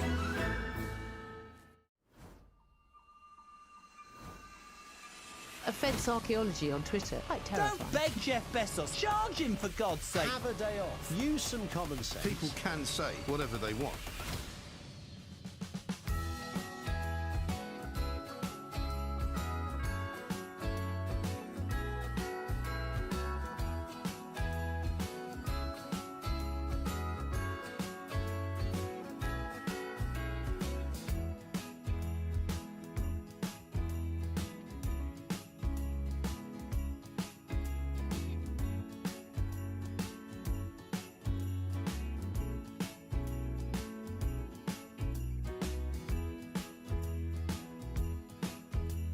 Talk Radio. A bulging sack of common sense. Listen on DAB+. Watch it live on your smart TV. It's a common sense Christmas on Talk Radio. Talk Radio. Welcome back to Tice Talk here in the second hour. We've just been talking about concerns about what's going to happen to the illegal migrant crossings next year. And we were talking to Rakib Hassan, and it seems to us that nothing's going to change for many, many months. And I'm not convinced, contrary to what the Tory MPs say, that the Nationality and Borders Bill will make the blindest bit of difference whatsoever. We've got a message in here by tweet, actually just confirming about, in terms of where the illegal migrants are housed. They dropped off 324 here in Blackpool under the cover of nighttime in September after the council refused them, because of course a lot of the organisation of the housing of migrants is actually outsourced to the likes of Serco and co. This is a huge issue for so many communities, and it really is causing real concern. Anyway, let's go to the calls. We've got Adrian in Perth. A very good evening to you, Adrian. How are we getting on? What's going on? How are you getting on with Nicola Sturgeon, Adrian? Well, that's what I wanted to talk to you about. This is my first time I've ever called. Welcome. Great to have you on board. I always listen to your radio station, and I really like it because it's a no-nonsense radio station. But one of the things that's always bothered me, and I've been living in Scotland for about 30 years now, is the independence of Scotland and how it's been so divisive. It's been like Brexit. It's created them and us, I think, in Scotland. And what I can't understand with the devolved governments is there's very little accountability. Anything that seems to go wrong, they can blame Westminster for, and anything that goes well, they seem to be able to take the praise for. And I can't understand with Scotland in particular how they want to, some of the people want to be independent, but also want to be part of Brussels. It just doesn't seem to make sense to me. And I'm also sorry. Peter, I have to say, Adrian, it doesn't make any sense to me either, because, as you say, whenever there's good news, Nicola takes the credit for it, and she is a very capable politician, whatever we think of her policies. And whenever there's bad news, of course, she blames Westminster, demands more money. But the real thing, of course, looking forwards, is actually the funding of an independent Scotland. I mean, there's less of a case. It's less realistic. It's more ludicrous than ever before, given their net zero policies, their determination to stop the extraction of oil or gas. It just becomes a complete sort of Mickey Mouse funding operation. Absolutely, and I think she's making quite a few enemies in the northeast of Scotland, especially around the Aberdeen area, where they rely on oil to make money. But I had a shrewd plan, and I don't know what you thought about it, was just to, on a temporary basis, make Scotland a federal state where it's totally independent, and then just say at the end of year one, if it had a £15 billion deficit, it goes back to the people of Scotland and say, right, you want Westminster to pay for the £15 billion deficit, or we raise taxes to pay for it. And then let's see how the people of Scotland would like independence. Oh, listen, I think that's a great plan. You're essentially talking about a sort of a trial to let people sort of see the reality of what's going on. It's a really interesting idea, and you could almost do it with a notional set of accounts and say this is how it would have looked like under an independent Scotland. And then, as you say, literally just almost send out individual bills to everybody and saying, this is a pro forma invoice. If you had independence, by the way, you owe us another X £1,000. And very quickly, I think the case would fall away. I mean, financially, it's complete madness.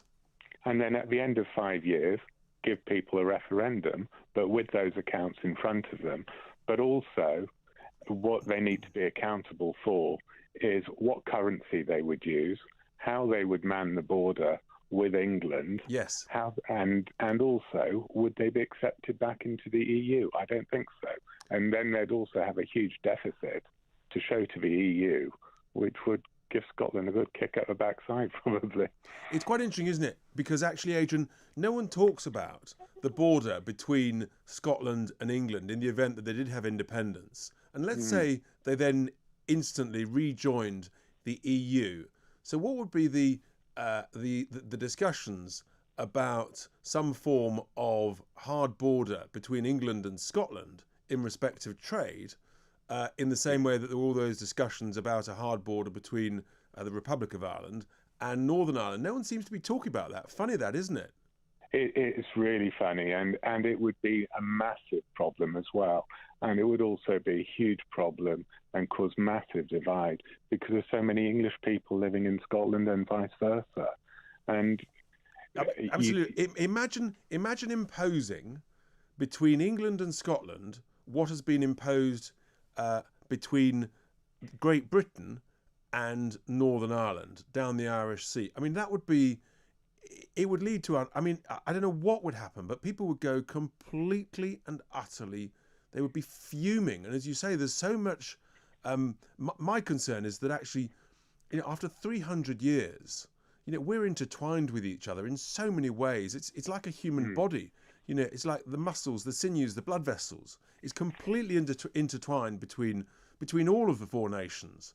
And if you try and sort of, in a sense, sever that, it's like severing the limb of a human body. And frankly, it's going to be messy, and it's going to hurt both the rest of the body and it's going to hurt the limb.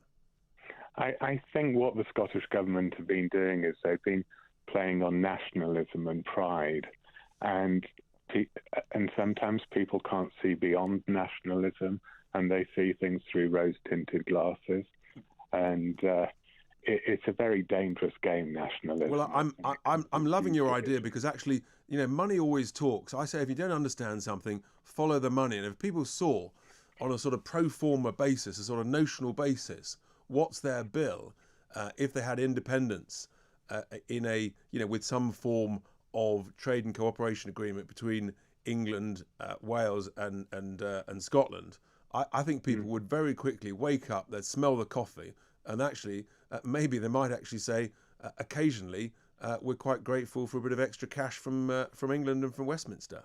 And the other thing that is a major problem is it's quite an old population in Scotland, and a lot of people work in the health service, local government, and how would they have their pensions paid? Well, it all comes back to the money. Peter, thank you. Not Peter. I keep calling Peter. Adrian, thank you so much. Keep calling. Hope you enjoyed your first call. Thanks for listening to Talk Radio. We're going to go back to London, where we've got Peter, hopefully on the line. Hi, Peter. How are you, Richard? Merry Christmas. And to you too. Hi, Richard. Just going back to what you were saying there earlier, that you'd like to see a proper study done on the masks. Yes, I mean, I really would, and I just find it astonishing that hasn't happened. Maybe you can help us. Yeah, well, Richard, I'm going to tell you something that happened last April 2020, at the start of the pandemic. On one of the daily briefings, Mr. Jonathan Van Tam came out and he said him and his colleagues had been studying masks for 12 years regards to viral infections, and that there were little to no use. Do people forget what he said? You're absolutely right. It was not only him, but a number of other people at the start of the pandemic. Said the same as well. That's right, and I think Jenny Harris did. Yeah. The reality is... He said he'd been studying it for 12 years and there were little no use. Did people just forget that he said that? There's even video footage evidence I have him the video saying on my phone. It's extraordinary, absolutely extraordinary. The truth was, I think, that they were trying to persuade people not to rush out and buy masks when there was a shortage of PPE. To be honest with you, Richard, I think they were telling us the truth at the start. There's also that, and it wasn't just them. It was Anthony Fauci in the US. Yeah, everyone. Sure, Fauci was on. I remember him on the CNN, and the interviewer asked him. He said, "Now everybody's going to be listening to you, and everybody's going to be taking note of what your answer is to this question." And he asked him, "Are masks any use?" And he said, "No." That's right, and if anybody can provide a study that shows they work, fine, let's look at that. And if the government thinks they work, why haven't they done a proper professional study? Maybe we know their answer. Yeah, but like if he studied it for 12 years and said they're no use, has he wasted 12 years of his life then? Well, exactly. And I wish that actually someone in the mainstream media in these press conferences would actually challenge them on this. That's the problem. That's the problem I have with all this. It's like it's a narrative. And it's like people keep saying, why do they keep pushing this fear? Why do they keep pushing this fear? They keep pushing this fear because if they don't push it, they've signed big contracts for these vaccines. And if they don't push the fear, the people will not take the vaccines. So they have to. That's right. But it's interesting, isn't it? And in those press conferences, surprise, surprise, they don't have anybody from Talk Radio because they know oh God, no. that one of the journalists, one of the presenters here at Talk Radio would ask a proper, challenging question. That's what I find so frustrating. It's infuriating. With a whole lot of this. Honest, it drives me crazy, honest. I can't watch mainstream media anymore. I can't. I haven't watched it now for nearly a year and a half. Well, yeah, a year and a half. Well, hopefully you listen more and more to Talk Radio. I listen to you every day, Richard. A brilliant show. Fantastic, because you know it's good to hear the other side. You know, because with everything, like especially with science, there's always left and right on science. Now we're just getting one side all the time, and it's not right. It's really not right, and it's so serious. There's no proper challenge from those journalists that do go to those press conferences, and I just think it's quite clear that essentially it just feels like a complete stitch up. Yeah, it's. I just love to, like, people say, why do they keep following this narrative? I'd love to know where they're getting all their funding. They must be getting paid to push this narrative. They have to be. Who knows? I don't know. Peter, thank you so much for your thoughts, for your calls. Richard. Have a great Christmas, and Adrian, the previous caller, you too have a great Christmas. We've got some tweets coming in here. We've got. This is interesting. I'm not quite sure. Tom from Stockport. How many hands does the government have in how many mince pies? Follow the money, follow the donor. Interesting. So then another one here is from Jacqueline about Adrian's call about Scotland, she says it's very simple. Nationalism is bad if you're English. Independence is not nationalism, it's freedom. Interesting. Freedom from their sugar daddy. The only reason Scotland joined England in the first place was because they were in debt. Well, that is indeed partly true why they joined some 300 years ago, because of financial concerns. So keep those tweets and calls coming in, and we're going to be going after the break. We're going to be talking about the TV entertainments, what's ahead of us through the Christmas period. We're going to be talking to Rory O'Connor, entertainer reporter, about what we can look forward to as we try and relax and enjoy ourselves in this Christmas period. It's Tice Talk. Don't go anywhere. It's the home of common sense. It's Talk Radio. Talk Radio. A pig in a blanket of common sense. Listen on the app. And watch it live on your smart TV. It's a common sense Christmas on Talk Radio. Ah, my dear friends, thank you. Listen, this is a Christmas message in front of a Christmas tree they've asked me to do. What can I say about Talk Radio? To be honest, it saved me. No, I've loved the last 3 months. And in fact, to be somewhere where you can actually give your opinion. Reason re-engineered. Richard Tice on Talk Radio. Listen on DAB+. On your smart TV. From global current affairs to the issues that hit closer to home. Richard Tice. Fighting your corner on Talk Radio. Welcome back to Tice Talk here on Talk Radio. We're well into the second hour. It's just gone 11:30. We've been talking about the Channel migrants crossing the Channel. We've just been talking with some callers about Scotland, about independence, the issues of that. And why haven't the government done a proper randomised clinical trial into the efficiency or otherwise of masks? After all, they keep saying they want to see the evidence. Well, let's see some evidence, is what I say. Tim has tweeted in, genuine asylum seekers stuck in Afghanistan are being disadvantaged because of all the illegal migrants falsely claiming asylum, whilst the Home Office, are dealing with their lives, and they're in danger from the Taliban searching for them. I think there's a lot of truth in that, actually, Tim. I really do. There are so many people that we let down when we abandoned Afghanistan, and I think that there's just, in a sense, the Home Office is being distracted, and we know that the Foreign Office made such a mess of that evacuation process, and it should all be properly coordinated so that we do a really efficient, prompt, fair process of analysing all of those applications through the legal, lawful route. Anyway, I'm delighted to say we're now going to be looking at what we can look forward to in this Christmas season on the telly, the new programmes and the repeats. Welcome to Rory O'Connor, entertainment reporter. And Rory, a very good evening to you. So what are you looking forward to this Christmas period? What's new and what are the repeats? And do we want the repeats, or is that just more of the boring same? Well, you're right, Richard. 55% of what's going to be on the telly this Christmas will be repeats. 55%? 55%. So there's been an analysis done by digital board games publisher Marmalade Game Studio and they've analysed the top 5 channels: BBC One, 2, ITV, Channel 4 and Channel 5. Now, the BBC aren't the worst offenders, with 72% of what's on Channel 5 is going to be a repeat. Next down, 57% on BBC 2. Right. Channel 4, 55%.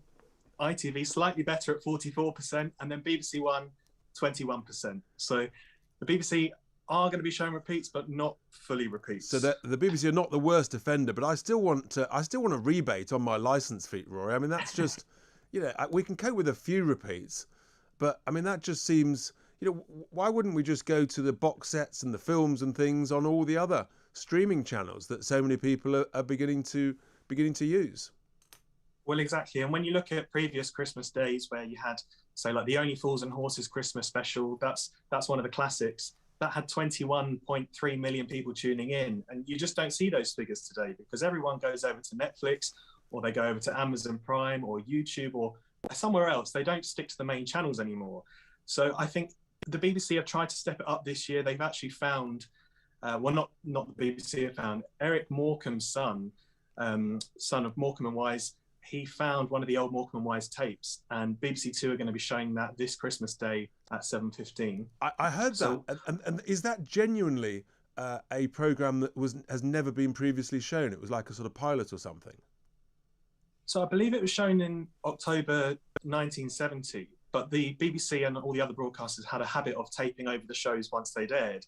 There wasn't like an archive storage place. Okay. So it actually happened to be in the attic of Eric Morecambe's house. So he went up there to have a look and found all these scripts and this old tape, which the BBC have now colorised. So it's the one repeat we're allowing them to get away with. I think that's justified. I mean, if that hasn't been shown for, what is it, about 50 years, I mean, I think that is definitely something to look forward to. That sounds amazing. And I mean, let's hope there's some more like that they haven't seen. I mean, because Morecambe and Wise is such an absolute classic. Of course, the worry is, Rory, that there'll be some politically incorrect jokes or humour that'll offend somebody who'll go completely doolally about it. Well, it's a 45-minute episode, so you'd have to look now, see how long the original was, and see how many minutes have been chopped off. That would tell us a lot, wouldn't it? Actually, whether or not the BBC have essentially edited it in order to make it politically correct. I mean, they were such a great talent. I mean, who replaced? Who's the equivalent now, in your view, of those great comedians, the Morecambe and Wise, the Corbett and Barker? I'd say the biggest comparison on the telly at the moment would be Ant and Dec, because there's not really many other duos that have a successful string of TV shows under their belt. That's right, and they really are. They are extraordinary. And so, on Christmas Day, is there anything special on Christmas Day apart from obviously the Queen's speech? That's it. So the Queen's speech will be on, and there's Strictly Come Dancing will be on at 7:10. So that's not going to be the Strictly contestants we've seen already. This will be a whole new host of celebrities just for the one-off special. We've got Call the Midwife, the Doctor Who Christmas special. Now that used to be one of my favourites every year. Back when David Tennant was the Doctor, he was my Doctor. He was your Doctor. That's actually not going to be on. What? He was my Doctor. Everyone has a Doctor, like everyone has a James Bond. That's their favourite. My Doctor's so old, I'm not going to say it because it just sort of it would highlight my age, Rory. But so Doctor Who's before the comeback. Before the comeback, and is not that I follow it, but I gather there might be quite a big event on EastEnders on Christmas Day. Oh, there's always a big. Well, it's never quiet in Albert Square, is it? But for me, actually, I just think there's so many great other box sets and films that are coming out on other things like Netflix. I've got into Succession, but there's a box set coming out on the BBC, isn't there? Called A Very British Scandal. Is that coming out in the next few days? Yeah, I actually haven't watched any of that, but I have heard about it. So it's going to be one that I'm going to have to sit down and watch now over Christmas. One I would recommend on Netflix. It is a bit gritty, and there is spoilers. There is a bit of death in it. is True Story on Netflix, which has got Kevin Hart in. I thought that was a fantastic series. It's only 8 episodes, but it was really, really good. Well worth the watch. Right. Oh, well, that's interesting. Yes, so I'm looking forward to A Very British Scandal. That's with Claire Foy, who I think is brilliant. That's about the messy divorce of the Duke and Duchess of Argyll. That'll be something to look forward to.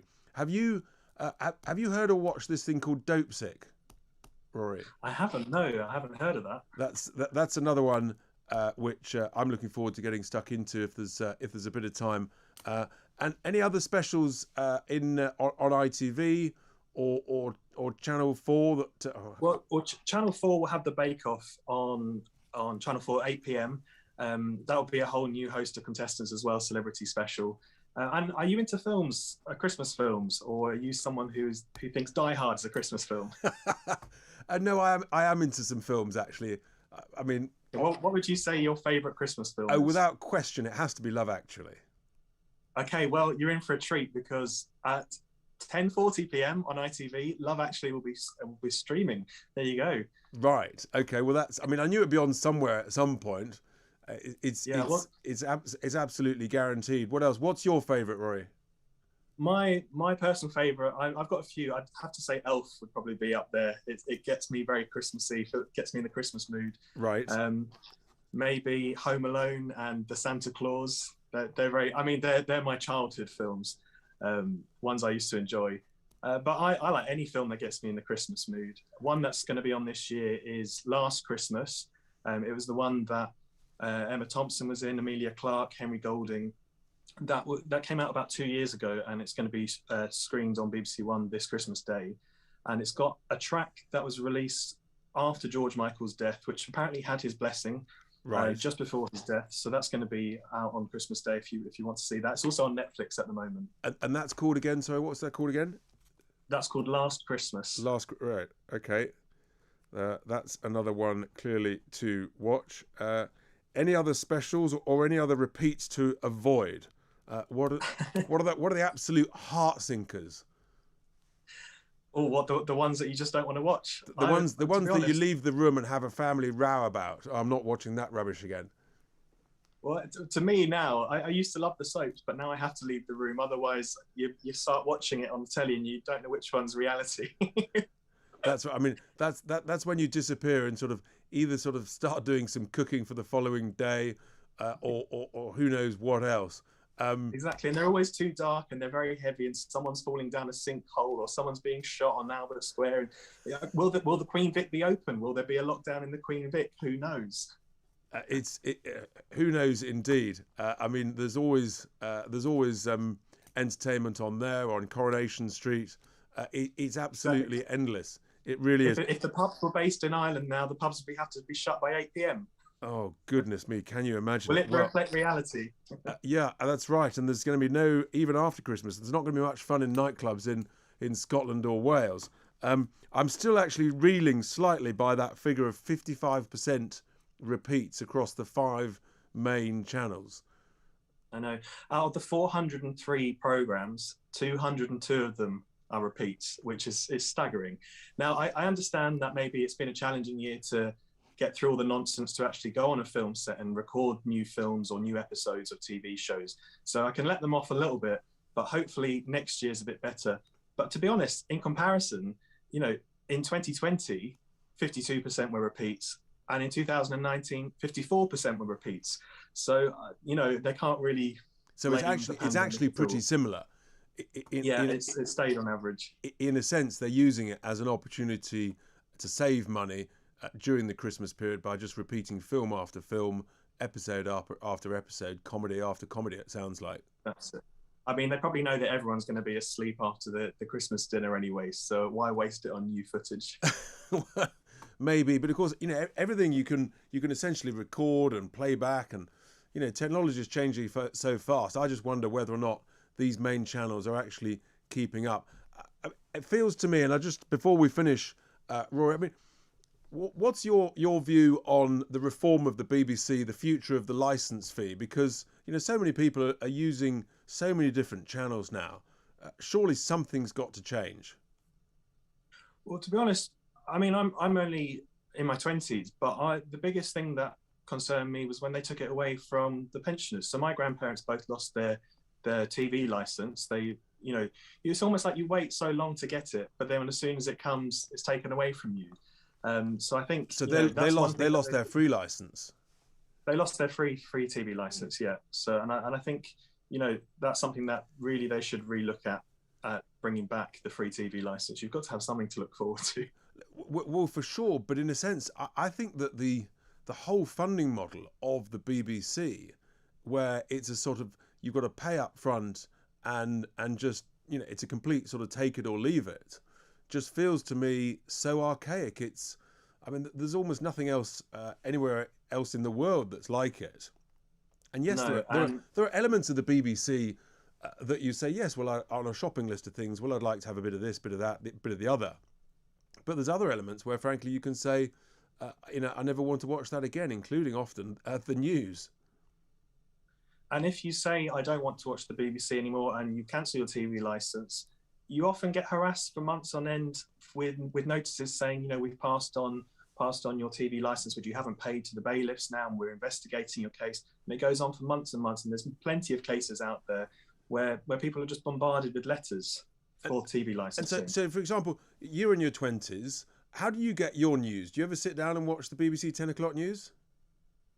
I'll sometimes watch it in the early hours of the morning, to be honest. But I mean, I enjoy BBC Click, and that's where they do the technology stuff and go around the world. But the actual news section of it has just become, to me, like every other broadcaster at the moment, which is a bit disappointing. I couldn't agree more. I think change is overdue, and that's very much what I stand for. Rory, thank you so much for those thoughts, those great stats. I can't get over that. 55% repeats over Christmas. Fantastic analysis. That's Rory O'Connor with his thoughts on what's coming up over Christmas. Lots to do, lots to watch, but lots of repeats. Plenty of things to leave the room for. Give us a call, 0344 499 1000. Give me your views on the state of TV over Christmas. Indeed, your views on the BBC. Do you watch the news still? Are you happy paying the licence fee, or would you like proper reform of the BBC and the way it's funded? Give us a call, 0344 499 1000. Keep the tweets and the texts coming on. Stay with us. It's Tice Talk. It is Talk Radio. Talk Radio. A pig in a blanket of common sense. Listen on the app. And watch it live on your smart TV. It's a common sense Christmas on Talk Radio. Ah, my dear friends, thank you. Listen, this is a Christmas message in front of a Christmas tree they've asked me to do. What can I say about Talk Radio? To be honest, it saved me. No, I've loved the last 3 months. And in fact, to be somewhere where you can actually give your opinion, and the people that listen and phone in can also give their opinion without fear of recrimination, is brilliant, and I love being part of it. The people here have been tremendous. I want to wish you all a very happy Christmas and New Year. I know there's all sorts of stuff going on in the big wide world, but stay safe, look after your families, drink and be merry, and we'll see you on the other side, which is 2022, where frankly I expect more than 33 of you to tune into the Jeremy Kyle Drive Show. Happy Christmas.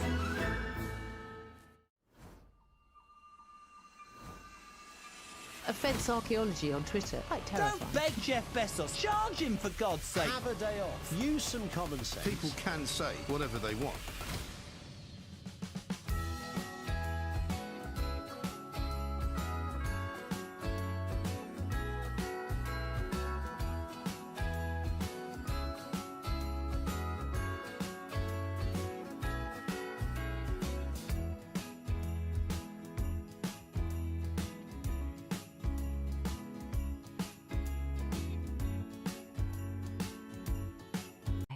Talk Radio. The secret Santa of common sense. Listen online. Watch it live on your smart TV. It's a common sense Christmas on Talk Radio. Talk Radio. Welcome back to Tice Talk here on Talk Radio. The tweets are coming in and we've got some calls. We've got Alan who's tweeted in regard to the migrant crossings across the channel. He said, what about just passing a simple law that if you enter the country illegally, you cannot claim asylum? Surely asylum claims should be dealt with by our embassies. They don't seem to be doing much at all.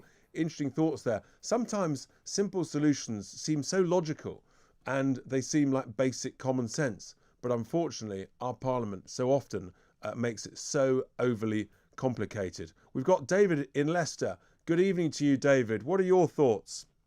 Oh, well, I've got just the place to put these dinghy divers to process them. Have you got a location for an offshore processing centre?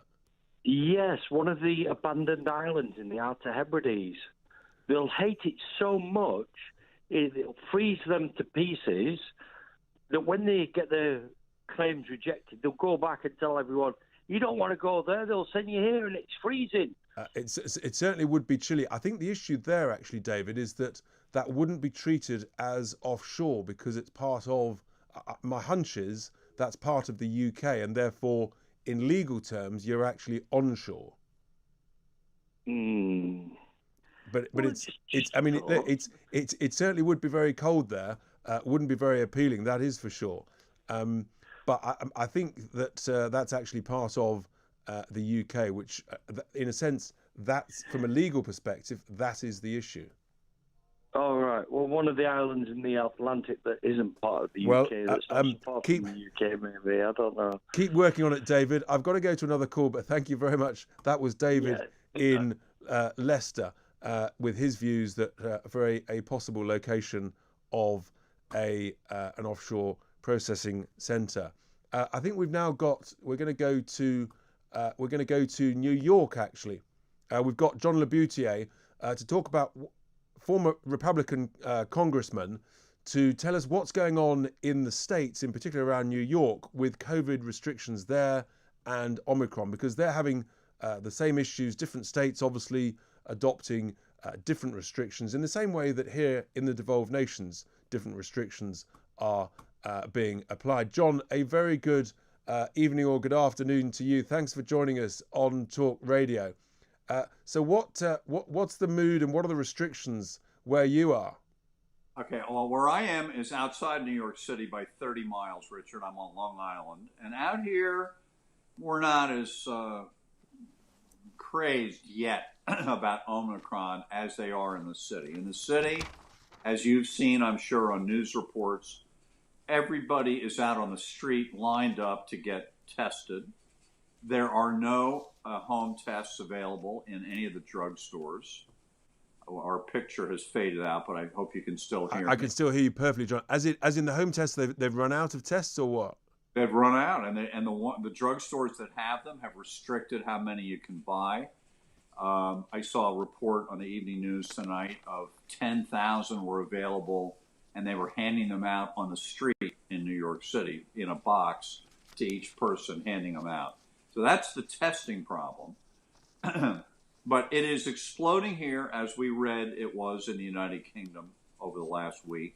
We seem to follow you a lot with a little bit of a lag time. So the cases are going up, but what are the policymakers interpreting the data, the evidence that's coming out from those of us who are a little bit further in terms of how mild it is and therefore whether or not people should be anxious about it? Well, they're watching the hospitalization number. Now, the case rate is obviously going up rapidly, but the hospitalizations so far are not matching that. In fact, we have the same amount of hospitalizations we had before Omicron.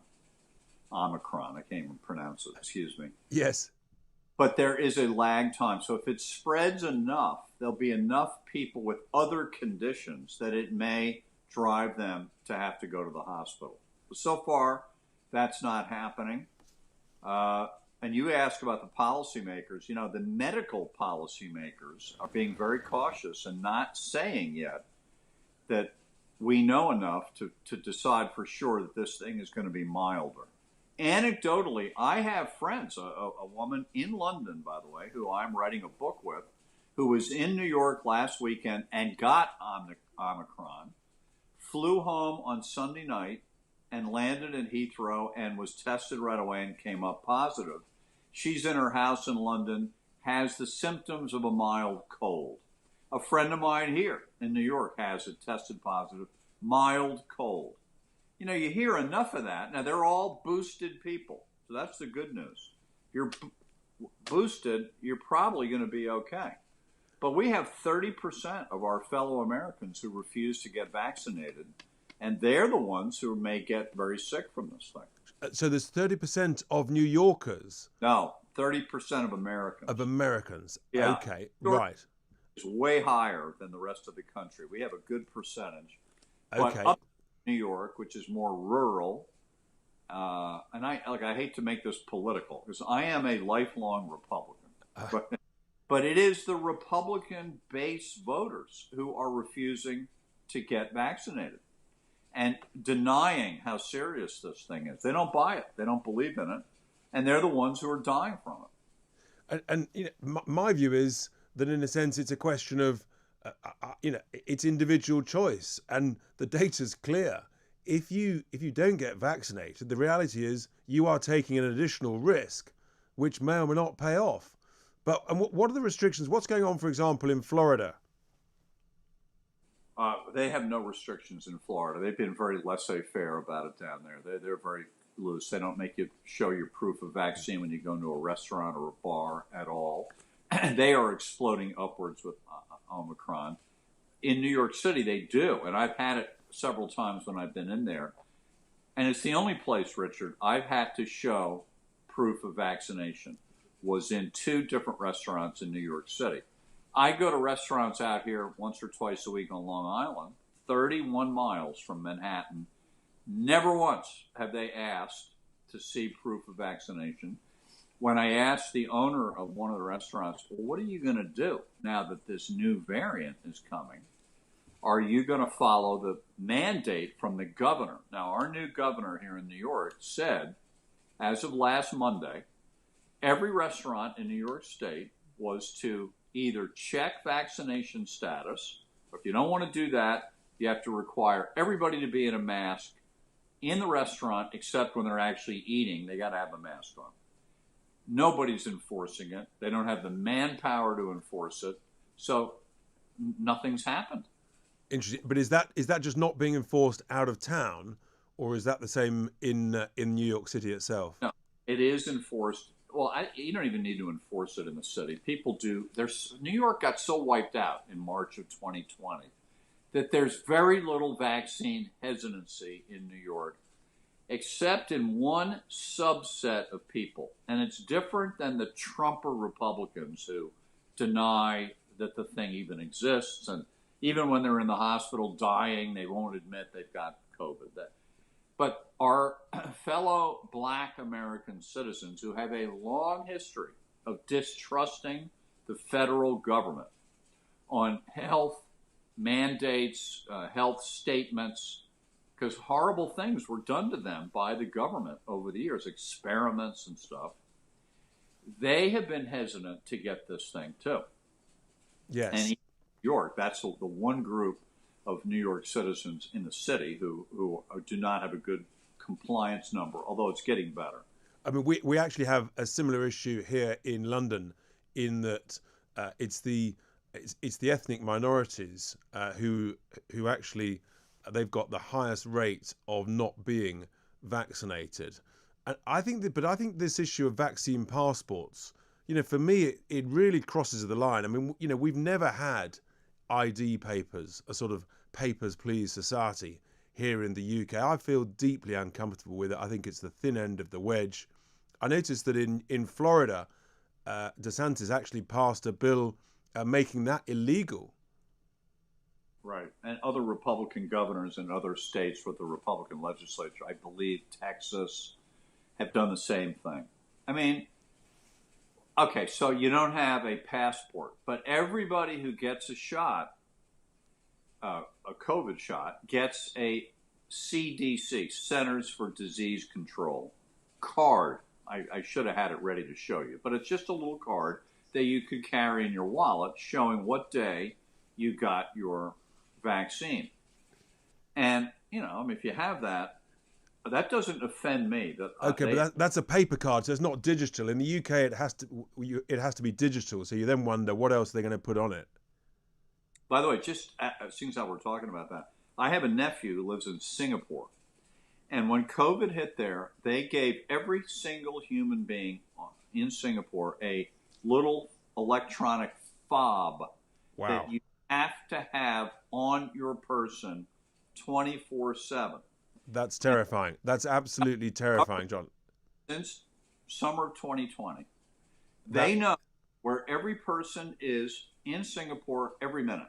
Wow. So if I have COVID and you come over to have a drink with me, they know you were there and therefore you've been exposed to COVID. They know this. And that is Big Brother. That is, John, that is Big Brother. I would resist that. That sounds absolutely, that's a horror show. But anyway, well, I'm not going to Singapore soon, that is for sure. John, thank you so much indeed for your thoughts. We've got to go to the top of the hour, the news. But that was John Laboutier in New York with just a sort of a clarification of what the restrictions are there. Coming up, we're going to be looking at the tomorrow's papers, the news, the views, what's coming up tomorrow. Stay with us. It's Tice Talk here on Talk Radio. Talk Radio. A pig in a blanket of common sense. Listen on the app. And watch it live on your smart TV. It's a common sense Christmas on Talk Radio. Ah, my dear friends, thank you. Listen, this is a Christmas message in front of a Christmas tree they've asked me to do. What can I say about Talk Radio? To be honest, it saved me. No, I've loved the last 3 months. And in fact, to be somewhere where you can actually give your opinion and the people that listen and phone in can also give their opinion without fear of recrimination is brilliant, and I love being part of it. The people here have been tremendous. I want to wish you all a very happy Christmas and New Year. I know there's all sorts of stuff going on in the big wide world, but stay safe, look after your families, drink and be merry, and we'll see you on the other side, which is 2022, where frankly, I expect more than 33 of you to tune into the Jeremy Kyle Drive Show. Happy Christmas.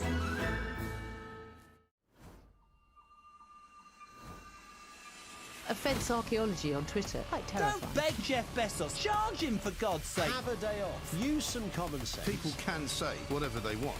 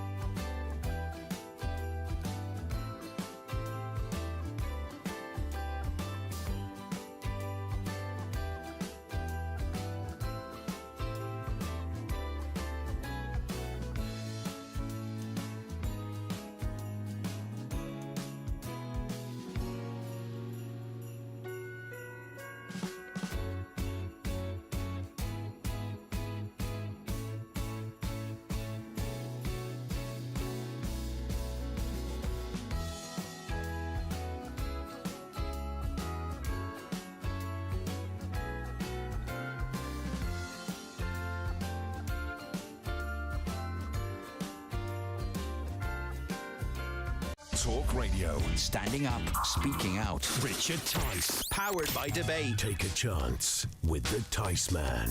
Richard Tice. A man of impeccable pedigree. Richard Tice. Talk Radio. Welcome back to Tice Talk. We are in the third hour. It is now no longer good evening, it is good morning. And welcome to Tice Talk. Stay with us through until 1 o'clock. And give us a call if you want to say anything on, for example, the BBC, what you heard about the channel crossings, the migrant crisis, your concerns about next year, or indeed about COVID. We were just talking to John Laboutier in New York. Fascinating what's going on there, the restrictions there, and also what's going on in Florida. And actually, we've got a tweet in from Jacqueline saying that Florida is an older population. What's the death rate? The media are scaremongering. How many are dying?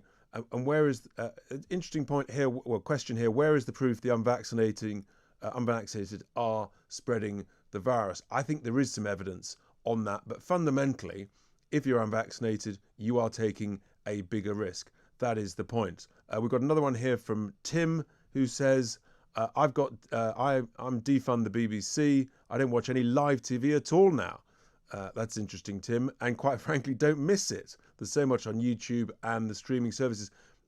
That really is the point. That's the way of the future, and I think this is such a live debate. Give us a call, 0344 499 1000, if you want to talk about the BBC or anything else in this, the last hour. Now, I'm delighted we're going to be joined by Georgia Gilholy, a journalist, to talk about tomorrow's papers, essentially today. Yes, now, we've got the front pages.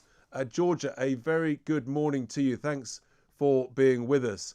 And I've got here, actually, I think it's the appropriate one to start with, Georgia, is the Daily Mirror. It's a wonderful, wonderful picture of the Queen in front of her Christmas trees with a photo and brooch tribute to the Duke of Edinburgh, with a wonderful photo on her desk of them together. That does seem very fitting, doesn't it? Yeah, absolutely. I think we were all aggrieved to see earlier this year, the passing of Prince Philip, and also those, really devastating pictures of the Queen herself sort of sitting in the row during the funeral, completely alone because of the COVID restrictions. Just obviously, mourning a man who she'd been with, since she was, very, very young, spent her entire life with him. So I think, yeah, it's excellent that there's going to be, proper memorial service for him next year. It's just a shame it couldn't have happened sooner, I suppose. Yes, that's right. No, just hearing that on the news, it's a magnificent picture of the Queen. It really is. I'm looking forward to the Queen's speech. But interesting, the other picture at the top of the tomorrow's Mirror is a picture of, here we are, you guessed it, it's Harry and Meghan. They're sort of enjoying their privacy by being public. And it's one of the first pictures, isn't it, of baby Lilibet? Mm-hmm. Yeah, interesting that they sort of named her after Elizabeth. I guess that's like a nickname that actually I think Prince Philip used for Elizabeth. Yeah, I mean, it's kind of I think is it in their Christmas card, or is it just a public photo they've released? Because it kind of makes sense if it's from a Christmas card. A lot of high-profile people, have like a certain picture they send out on their family Christmas card. But we obviously, it's just the classic thing with them, isn't it? They're very public, though they say they don't want to be. But I guess it's a nice picture of the family and the children. So it is absolutely a nice picture of them. It's interesting how the Daily Star have interpreted it. They've got it in the same top right-hand corner. They've actually, this is weird. They've blacked out the eyes of Harry and Meghan, and they've described it as the world's shyest couple to try to outdo the world's most famous granny. I think obviously one of the reasons why the Daily Star has actually, I think its sales have actually gone up in recent years because it's sort of cornered that satirical side of the tabloid market quite well. But obviously they're sort of being playful with their wording here. I don't think it's probably not a deliberate attempt, by Harry and Meghan to outdo the Queen. Though obviously I do think, publicity is very much at the front of their mind with everything. I think might be a bit unfair to say that about them in this case. Yeah, it's extraordinary when you look through the various papers. That same picture it's half the spread on the Daily Mail. It's without. So yeah, they really are. I mean, talk about. It's a great picture, but it does seem pretty extraordinary to me that they've essentially really are trying to outdo the Queen, who's also, of course, on. She covers the full front page of the Daily Express, where the headline is "The Queen shares the pain of her loss." Yeah, it's interesting. I mean, obviously, with these kind of things, you never really know the ins and outs. I guess until the historical documents and the memoirs come out years later. Like I'm saying, it could be possible that it's intentional. I don't know if they would have scheduled this on the same day purposely. But I think, I'm willing to accept that they are kind of they could be inclined that way. Seriously, Georgie, are you saying that it might be just a pure coincidence? I wouldn't go that far. I think these people, these kind of people in these positions, they have, PR teams. They know what's going on, basically. Nothing is a mistake, I think, usually. So it could well be. I mean, they probably knew this was going to happen, so it's not surprising. It'll be quite interesting, actually, to see the reaction when the public see that tomorrow morning. They see that essentially they are competing with the Queen. I'm not sure that's going to go down very well, actually. I think there'll be quite a lot of anger that Harry and Meghan once again are trying to share the limelight, with the most famous woman in the world at a time when she's talking about, the loss of her husband, the Duke of Edinburgh. Yeah, I mean, it's probably, as you're saying, if it was deliberate, I mean, it's definitely not the best thing to do, sort of on the same day she's releasing this information, to release that picture. That they're going to be vying for the headlines. I think you're saying about what people's reaction will be tomorrow, or I guess it's already tomorrow, so it's today. Public perception of Harry and Meghan is already quite low in the UK, and it has been for a while, so this certainly won't help things, so to speak. It certainly won't. So they're on the front page of the Daily Mail. Again, it's a bigger version of the same. And the headline is, "As the Sussexes show off the family for the first time and are set for a palace olive branch, there's a poignant festive message from the Queen." Yeah, I mean, they literally are competing head-to-head, 50-50.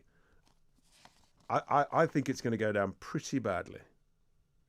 Yeah, especially when the Queen's announcement, or the palace's announcement, it's not something sort of it's not something small. She's announcing that she's going to be giving this tribute to her husband. Obviously, Prince Philip on his own is this just iconic figure, a real cornerstone of British culture and of the royal family, was for decades. So it's not sort of petty. I think it's this will be actually, even if it's not deliberate, it's going to be perceived as deliberate, right? But I think exactly. I think you're onto something. I think they probably wouldn't have released this picture, the same day. It's quite possible that it is at least in part deliberate. So yeah, not going to go down well. It's interesting because the Daily Mail is obviously sort of associated with being highly critical of Meghan and of Harry recently. I say recently, the past few years. And I think their headline's actually pretty conciliatory. Sort of as in, they're offering an olive branch, blah, blah, blah. I'm not really sure if releasing a picture counts as an olive branch. Well, particularly when... Yeah, I've not read the whole story. Particularly when, for example, the Queen has had to make the significant change to her traditional Christmas plans and schedule. She's had to cancel her Windsor dinner, and now she's not even going to Sandringham. She's staying at Windsor, in a sense, reflecting the government's suggestion, the government, not official guidance, but sort of recommendations. And she's leading the way with that sense of duty, of commitment, of dedication, of public service. She continues to be an absolute beacon of a shining example, doesn't she, to us all? Yeah, of course. And I mean, just I suppose that is her job as a monarch. But obviously, many people who've been monarchs have not sort of gone with that sense of duty. And she just throughout her career has clearly been the exemplar of that. Just look at her record over the decades, and sort of people who know her intimately, who've spoken about her, have sort of detailed, even knowing her personally, she has this sense of duty, and I think you can see that with the way she's behaved this year, and in other years where they've been many scandals associated with the royal family. Think of the divorces in the early 90s, think of the death of Princess Diana, those kind of incidents. She's dealt with them in a very measured way. She's gone on to sort of go on with her duties. And, this woman she's in good health, decent health, but she's very old, but she still wants to carry on, performing her duties. I think, she really sees herself as sort of, like you're saying, the beacon of order and of duty. And I think it's interesting to see how she's sort of following the government's advice when it comes to, let's say, COVID this Christmas, compared to how the politicians who actually decided on those rules have been breaking them over and over again. It's a very clever sort of issue of public service, but also just a pointed message. Actually, this is how to behave when you're in a position of leadership, in a position of public service, because people look up to you and they want a sense of guidance, a sense of strength. I think that's so significant. Stay with us, Georgia. We're going to take a quick break, and then we'll look at the rest of the headlines. There's some quite significant stuff that's going to be a big part of the news going forwards.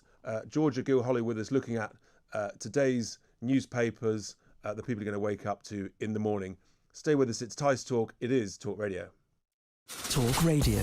A pig in a blanket of common sense. Listen on the app. And watch it live on your smart TV. It's a Common Sense Christmas on Talk Radio. My dear friends, thank you. Listen, this is a Christmas message in front of a Christmas tree they've asked me to do. What can I say about Talk Radio? To be honest, it saved me. No, I've loved the last 3 months. And in fact, to be somewhere where you can actually give your opinion, and the people that listen and phone in can also give their opinion without fear of recrimination, is brilliant, and I love being part of it. The people here have been tremendous. I want to wish you all a very happy Christmas and New Year. I know there's all sorts of stuff going on in the big wide world, but stay safe, look after your families, drink and be merry, and we'll see you on the other side, which is 2022, where frankly I expect more than 33 of you to tune into the Jeremy Kyle Drive Show. Happy Christmas.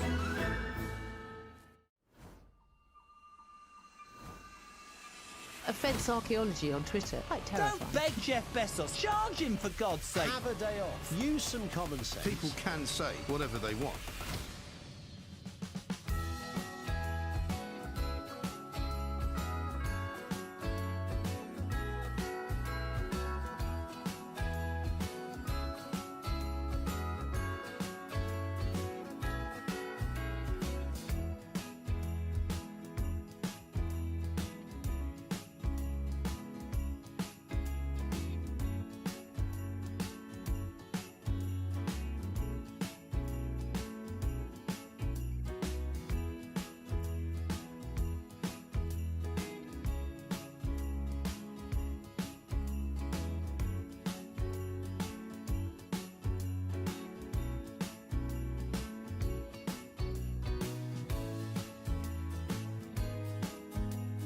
Talk Radio. A Santa's grotto of common sense. Listen on DAB+. Watch it live on your smart TV. It's a Common Sense Christmas on Talk Radio. Talk Radio. Welcome back to Tice Talk here on Talk Radio. We're into the third and final hour of this show, where I'm standing in for James Whale, and we're looking at the papers, today's papers that everyone will wake up to in the morning. We've been talking about the amazing picture of the Queen, but now we move on to some other matters. And looking at the Daily Telegraph, Georgia, welcome back. Thanks for being with us. It's interesting headline here: New Year's Eve likely to escape the new curbs. I'm assuming that's referring to England, but it almost infers that there are more curbs coming, despite the positive Omicron news today. Yeah, I think with these kind of headlines, you always have to sort of take them with a pinch of salt, especially we obviously know that the Daily Telegraph have quite close relationship with the government. So it's it takes a line, generally, not always. The Daily Telegraph does some great journalism, but takes a line that's sort of a bit more advantageous for the government. And obviously, I think at this point, their line is very much, we are not ruling out further restrictions, but we don't want to bring them in, blah, blah, blah. And obviously, today we've had just more confirmation, really, further evidence that Omicron is generally quite mild, and sort of less of a danger to people in general. However, So a headline like this, for example, it's advantageous because I think the Daily Telegraph is sort of trying to spin it as, okay, this evidence shows that the Omicron variant is quite mild, so maybe we won't have New Year's restrictions. However, the government's actual line is we're not ruling out further restrictions, as I just said, and that's been the line throughout. They're finally balancing things, so to speak. That's what Boris Johnson has said. That's what ministers have been saying all week. However, I think the issue here, it's always been the issue with COVID actually, and especially right now, given that we know, as I said, Omicron is quite mild so far. Yes. The idea is that it could still overwhelm the NHS, and this is because the NHS has major issues. It has staff shortages, inefficiency, a backlog of about 6 million routine appointments. The issue here is that Omicron could still overwhelm the NHS anyway, and in that case, the government will implement further restrictions, or it will try to, because it's going to be a disaster. And the reason for this is because the NHS, it needs reform. And you can actually see there's another headline on the front of the Daily Telegraph today, sorry, because it's past midnight. They've brought in a banker now to overhaul NHS England. Okay, Yes, I guess the idea that is... Tell us about this. What's going on here? This is a former banker, Richard Meddings. He's going to be a creative director, or he was a former creative director at Credit Suisse and the Treasury. So I think the idea of this is that sort of, someone with a finance background, they might have better ideas when it comes to efficiency or funding, blah, blah, blah, that kind of thing. But I think with things like this, it always, obviously we don't know the details yet, but it always comes across as a bit token, just sort of transplanting someone from the private sector to try and look as if this is going to make everything better. Remembering that the NHS has about 1.5 million people in it, I'm not sure that one banker, however brilliant, is going to actually change the way. It does need fundamental reform. But I think your other point, which is at the front page of The Independent about the issue of NHS staff, some of them being essentially off sick because of the Omicron variant, and the headline here is saying NHS absences rise by some 50% in just a week. And when you think about this, we already have an issue actually, with staff shortages prior to more people going off with Omicron. So, we've seen the NHS be very, very much struggling to deal with past flu crises over the winter. So more people being off because they're either quite sick with Omicron or something else, or because they've been made to self-isolate even though they're not really ill. That is going to cause a massive issue on top of the other ones, sort of compacting the other issues with the NHS. And like you're saying, okay, bringing in someone who might have talent in the finance industry, okay, that might improve things a little bit, but this is a system that really needs root and branch reform. It's not good enough if people, can't use their own health service basically right now. I think this could be a real tension point actually, where so many people are going to say, well, hang on, this Omicron is much milder. They've reduced the isolation period down to 7 days, and in a sense, if it's as mild as flu, for example, well, people go back to work. Historically, if you had sort of a bit of a cold or you had a bit of a flu, so, actually many people did go to work, and there's going to be a real tension here as we try to learn to live with this. Yeah, absolutely. And thinking aside from COVID, I wonder if this will sort of impact our culture in relation to illness quite differently in the long term with other illnesses. So, for example, will people be, terrified of getting a cold or passing a cold on? That's quite dangerous because, getting colds and things like that, especially when you're a child, are quite helpful for building up your natural immunity thing. So I think if we sort of take this very closeted approach to illness going forward in general, I think it's actually going to be even more dangerous because you could see people who have sort of quite weaker immune systems become exposed to things. Imagine if we had to isolate for 10 days every time we had a cold or had the flu or something like that. It's pretty impossible. Strange. I mean, society and the economy couldn't work. That's the point. And I think there's a real confidence building process.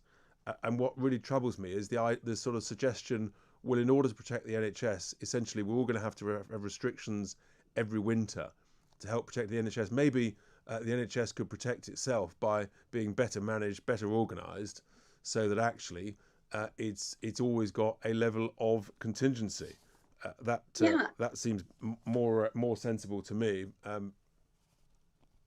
Yeah, absolutely. I mean, obviously, the problem is when we talk about these things, a lot of people can take it as a personal attack against doctors, nurses, etc. That's not the point of this. The point is that the system itself is dilapidated, basically, and the whole point of a national health service is to provide healthcare. And so, if people can't be provided with that, in an efficient way, with decent waiting times, being able to get an appointment within a decent amount of time, that's just not acceptable. That health system is not functioning at all. And clearly, these issues, as you were saying, it being able to deal poorly with flu, for example, in previous winters, it wasn't functioning properly before COVID. And I think this has just compacted it. On top of the fact that obviously, during some of the first lockdowns, people weren't going for appointments. So people had health issues that sort of went on. And then, I know people, friends of my parents, who have died because they, they didn't pick up their cancer or whatever during lockdown. The excess deaths from the collateral damage of non-COVID deaths, people who didn't seek treatment, died at home, cancer deaths. This will be the big legacy scandal, I think, without question. Interesting to note on the front of The Guardian, Georgia, continuing with the medical theme, where despite the fact that the data has come out really quite very good from the UK Health Security Agency, that 70% less people are likely to be hospitalised if they've got Omicron rather than Delta. But surprise, surprise, SAGE says, has warned ministers that figure would have to be 90% less severe in order for hospital admissions not to reach previous peak levels unless the wave peaks early for other reasons.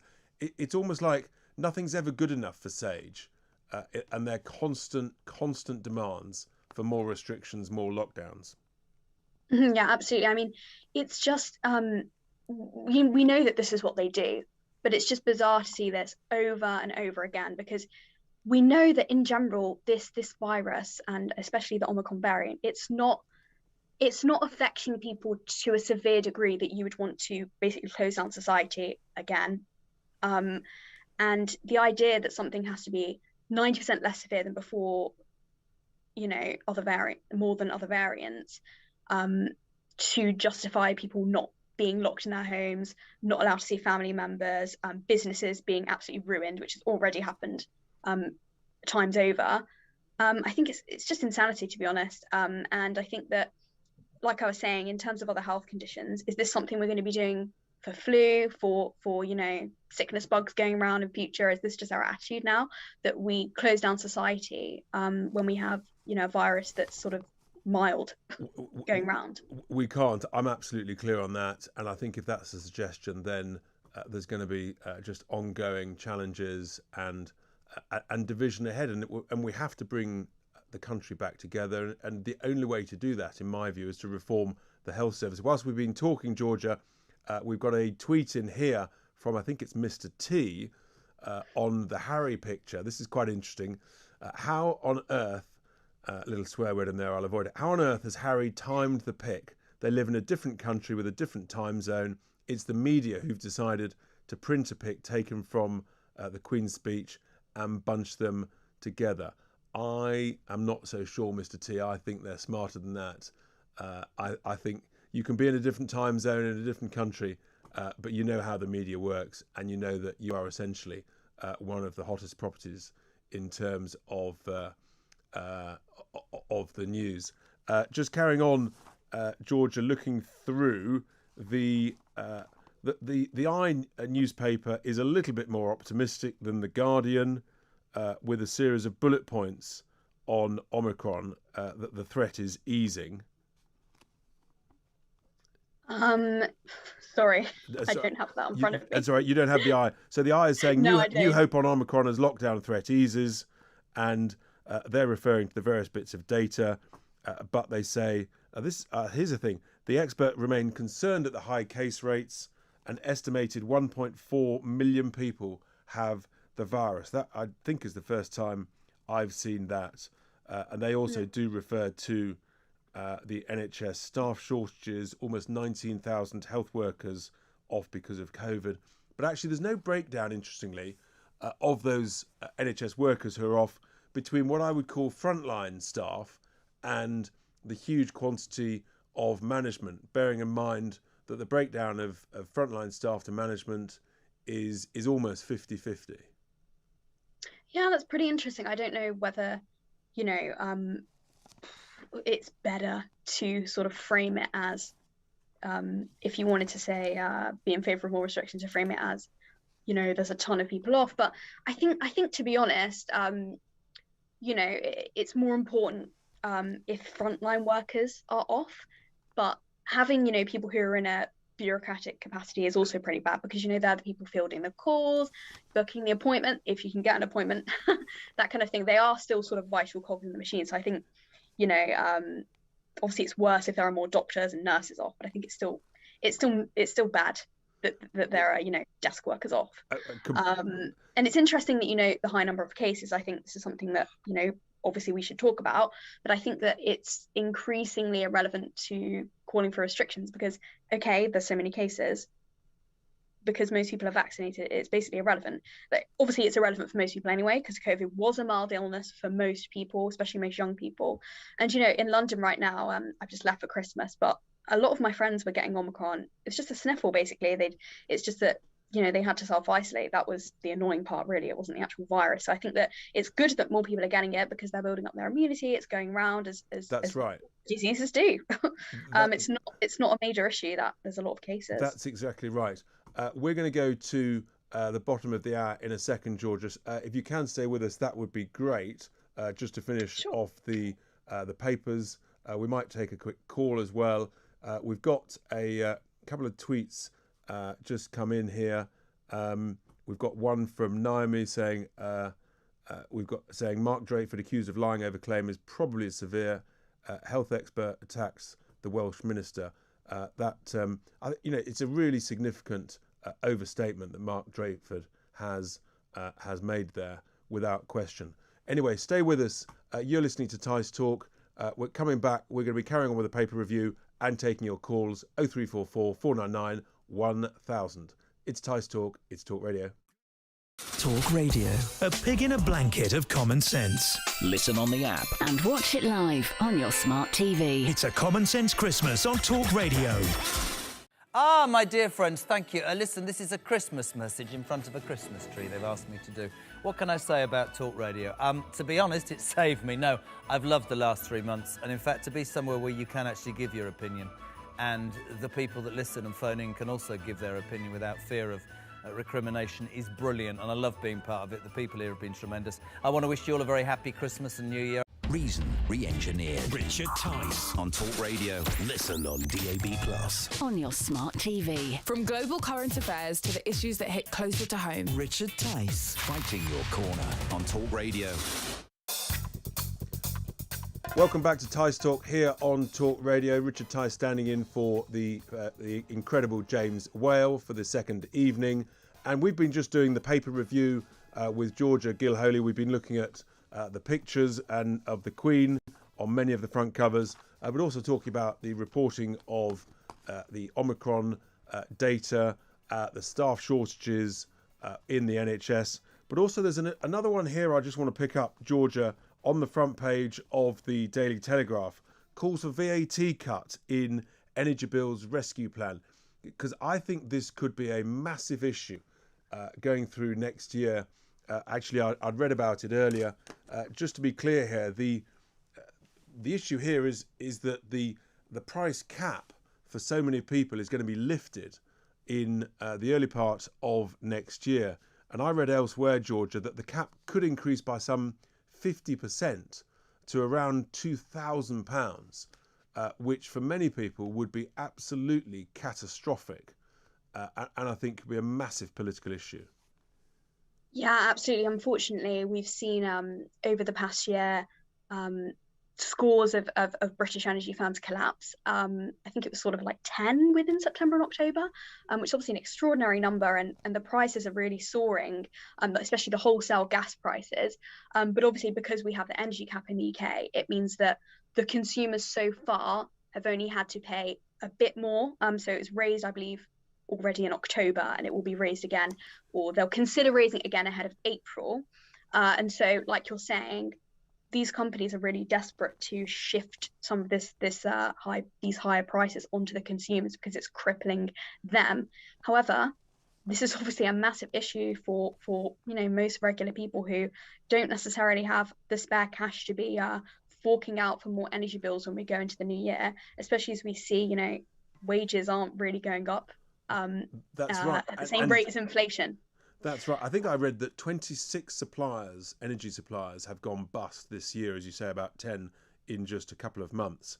And there is pressure on the business secretary, Kwasi Kwarteng, actually to scrap VAT, the 5% VAT on energy bills. And this is one of the joys of Brexit, because actually, if we were still a member of the EU, we couldn't scrap VAT on our energy bills. And so that's the sort of flexibility where our government is able to make its own sovereign, independent decisions. But I do think these energy bills, I mean, there's a couple of million people who've already seen a huge price increase because when their supplier, Georgia, goes bust, they automatically move from whatever fixed tariff they're on onto the new suppliers to that variable rate. Absolutely, yeah. We've already seen a lot of people crippled by this in the lead up to the winter, and I guess we'll see the full extent of that sort of as it gets colder. It's actually been relatively mild so far. I hope that the winter will stay mild. Actually, the problem is that it's good that we can slash this VAT rate. I think that will help the companies, that will help consumers. The problem is this is a long-term. The energy shortage issues, they are to an extent a global issue, but they're also a result of long-term government mismanagement of the energy industry. We have the ability to generate our own power, whether it's nuclear, whether it's gas.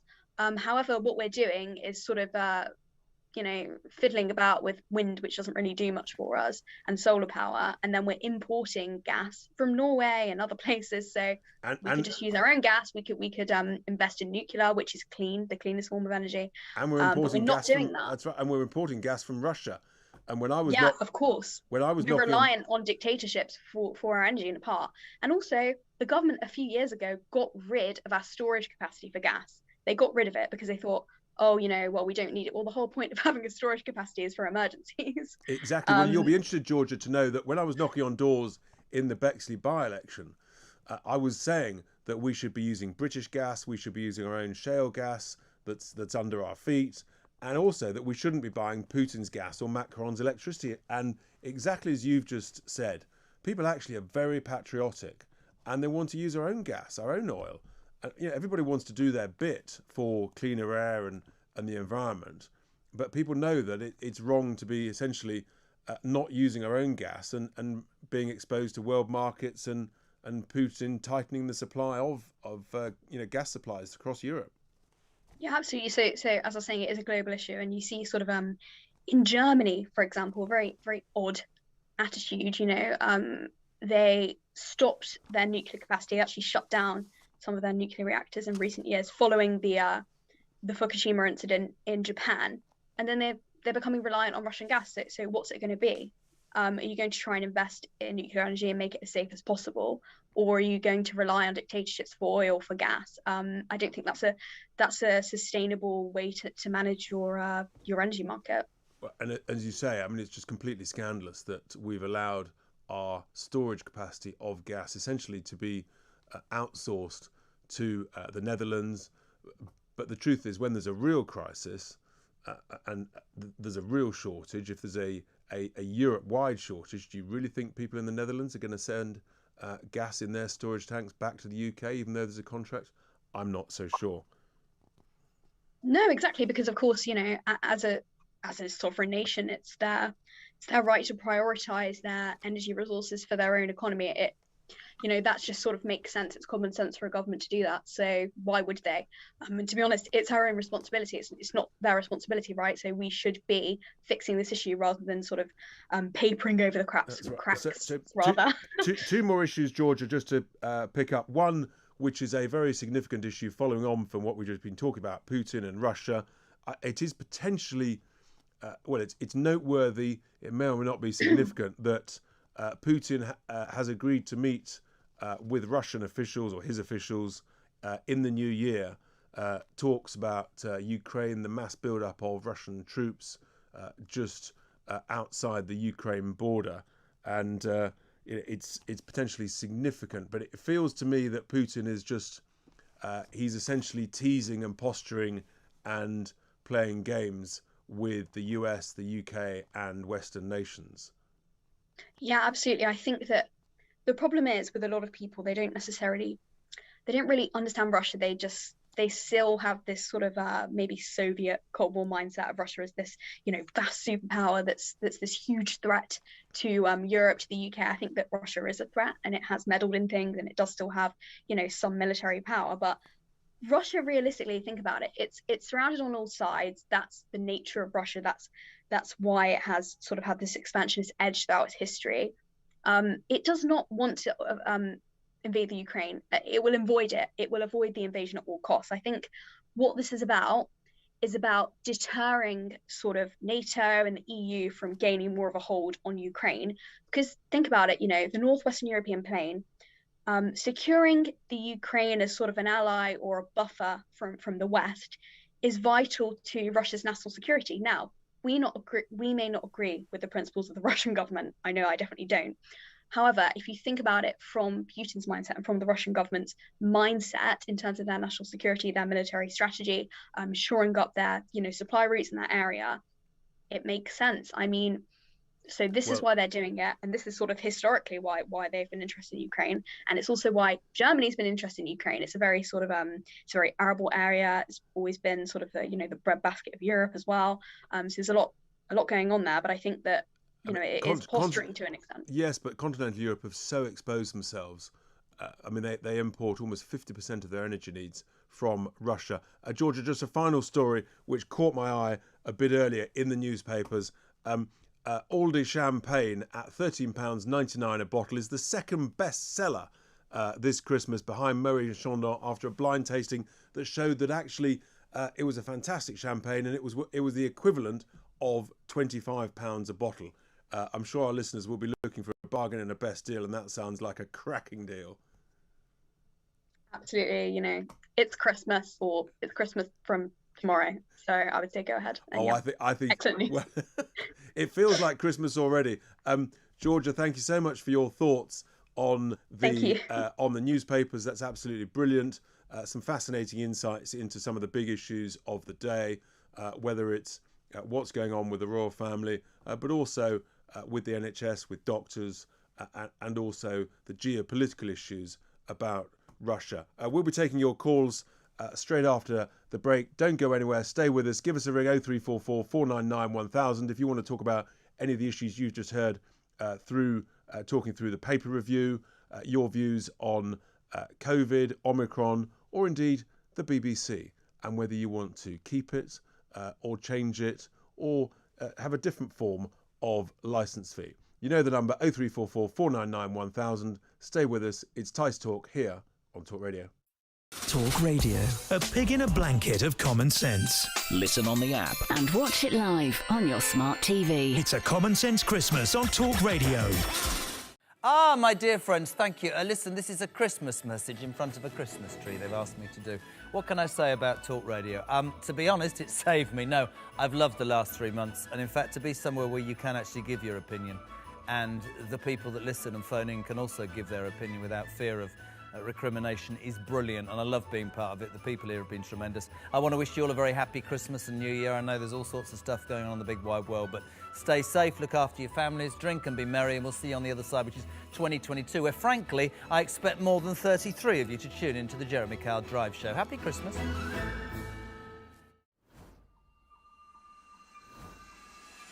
Offence archaeology on Twitter. Quite terrifying. Don't beg Jeff Bezos. Charge him, for God's sake. Have a day off. Use some common sense. People can say whatever they want.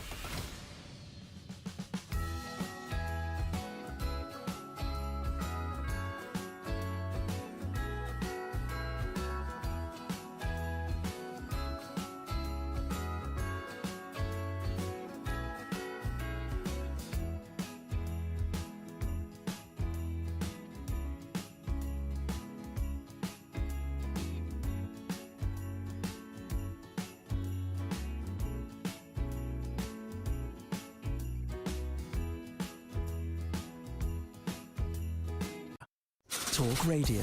Reindeer-powered common sense. Listen on the app. And watch it live on your smart TV. The nation's favourite Christmas common sense station. Talk Radio. Welcome back to Tice Talk here on Talk Radio. We're coming up to the last segment of the third hour. We've just finished the paper review, some really interesting stuff there. And we've got some tweets coming in before we go to a call. One here from Jacqueline. She's concerned that the NHS staff are off because there's too much testing of healthy people. And just asking whether or not the same number of NHS staff are off, for example, comparing it with supermarket staff who carried on without masks. Hard to know. Anyway, we'll take some calls now. We've got Alan from Loughborough. Good morning, Alan. I nearly said good evening, but actually we're into the morning. I just said good evening too. It's that late. It's the middle of the night. But anyway, yeah. Are you set for Christmas? And what are your thoughts for us this morning? Yeah, I'm set for Christmas. Going to see my mother, no matter what the government says. And I texted you earlier, reference the law just being brought in against just if you're illegally entering this country, you cannot claim asylum. That's right, and it was a really good comment actually. I don't know the extent to which you have or haven't had a chance to look at the Nationality and Borders Bill. There was another interesting comment which is very similar to that, which is, you know, if these migrants are able to raise the money, these illegal migrants, to raise the money to pay the vile people smugglers, then they surely can raise the money to fund their legal bills. Why should we fund their legal aid for human rights lawyers? If they're in a country like France, Germany, Italy, Spain, whatever, they could apply from there because they're not exactly under threat anymore. And I was just looking at some figures, and although I feel, a certain sympathy for those who are trying to come here, we are, other than Malta, we're the most populated country in Europe. We have approximately 434 per square kilometre. Germany has approximately half that at 234, and France is 119 per square kilometre. We can, although they may take in more, they cannot afford to. We're getting packed out. We are one of the most densely populated countries, as you say, and as you say, actually, the illegal migrants they are leaving a safe country, so they could make a lawful asylum application through the lawful routes, and that's why actually I agree with you. I mean, you've got to make it completely illegal that no one who comes through an illegal route will be considered as granted for asylum. That has to be absolutely crystal clear. Yeah, I mean, if we had something like that in, then surely it would put an awful lot of people off from getting on those boats and coming here if they knew there's no way they are going to be able to claim asylum once they are here. That's right.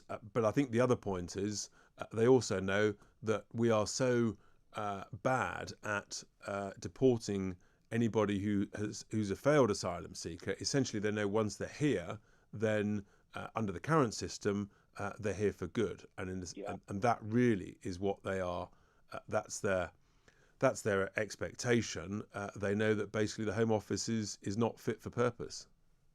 Yeah, regretfully, a lot are tarred with the same brush, but one hears so many of these stories, as you mentioned earlier, about the bomber who we cannot deport.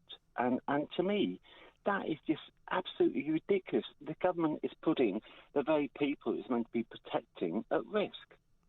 That's right. I mean, it just feels completely wrong. Whilst I've got you, Alan, just before I go on to the other caller, so what's your view of the BBC? We were talking earlier about the sort of percentage of repeats earlier.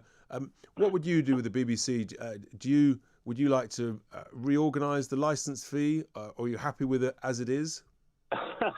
I don't think one of your commenters earlier said, well, if he doesn't watch the BBC, he doesn't watch their programmes, and he can cancel the licence. But if he's watching ITV, theoretically, he should have a licence, even though he never watches BBC. Yes. Me, I got sick of it, and I haven't had a TV for over 10 years now. You don't have a TV full stop. So do you watch any of the streaming services on a tablet or or not? No, I get most of my news obviously from Talk Radio. I'm watching you on my computer at the moment, from YouTube and watching Fox News and others. Well, frankly, Alan, you're getting the best of the news given to you with commentary and a straightforward, no-nonsense approach. And indeed, you get both sides of the argument. Alan, that's fantastic. Thank you so much for that and for calling.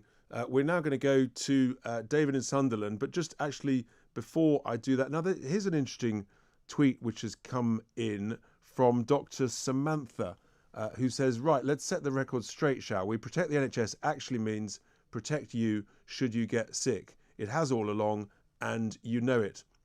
But in reality, Samantha, that's not actually how it's worked out, is it?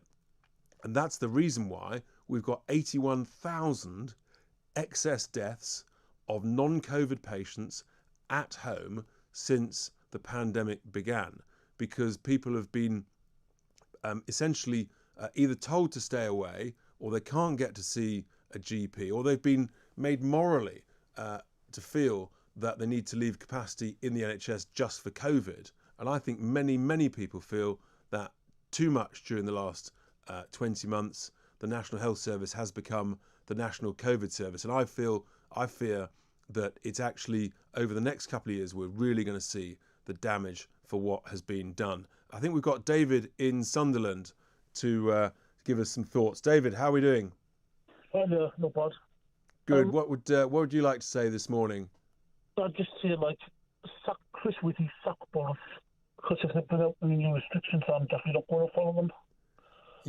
You've had enough of both Chris Whitty and Boris, have you? Yeah. I'm definitely not going to follow the restrictions. If they bring a ban on indoor mixing, I'm still going to go and see me mate for a few cans or not. And is that the view of your friends as well, David?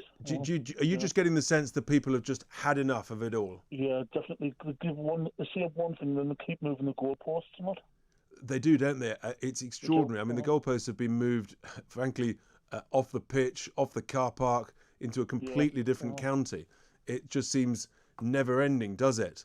And I do think that, in a sense, maybe that actually the cabinet and the Prime Minister himself have actually worked it out, David, that the mood of the nation has shifted, and that people were not going to put up with it. And that was even before the more positive data that's come through over the last couple of days, that actually Omicron is milder, as we were told by the experts in South Africa.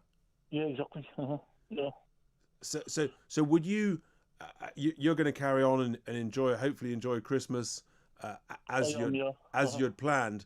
And what do you think that having brought in these Plan B restrictions with masks and vaccine passports in order to deal with Omicron? Now we're hearing that the evidence is actually that it's milder. Do you agree with me, David, that they should lift those restrictions and get rid of the vaccine passports? Yeah, definitely. I think they should.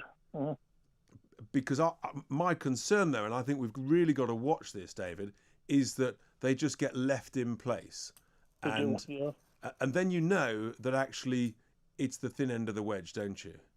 Yeah, we get no freedoms took away from us.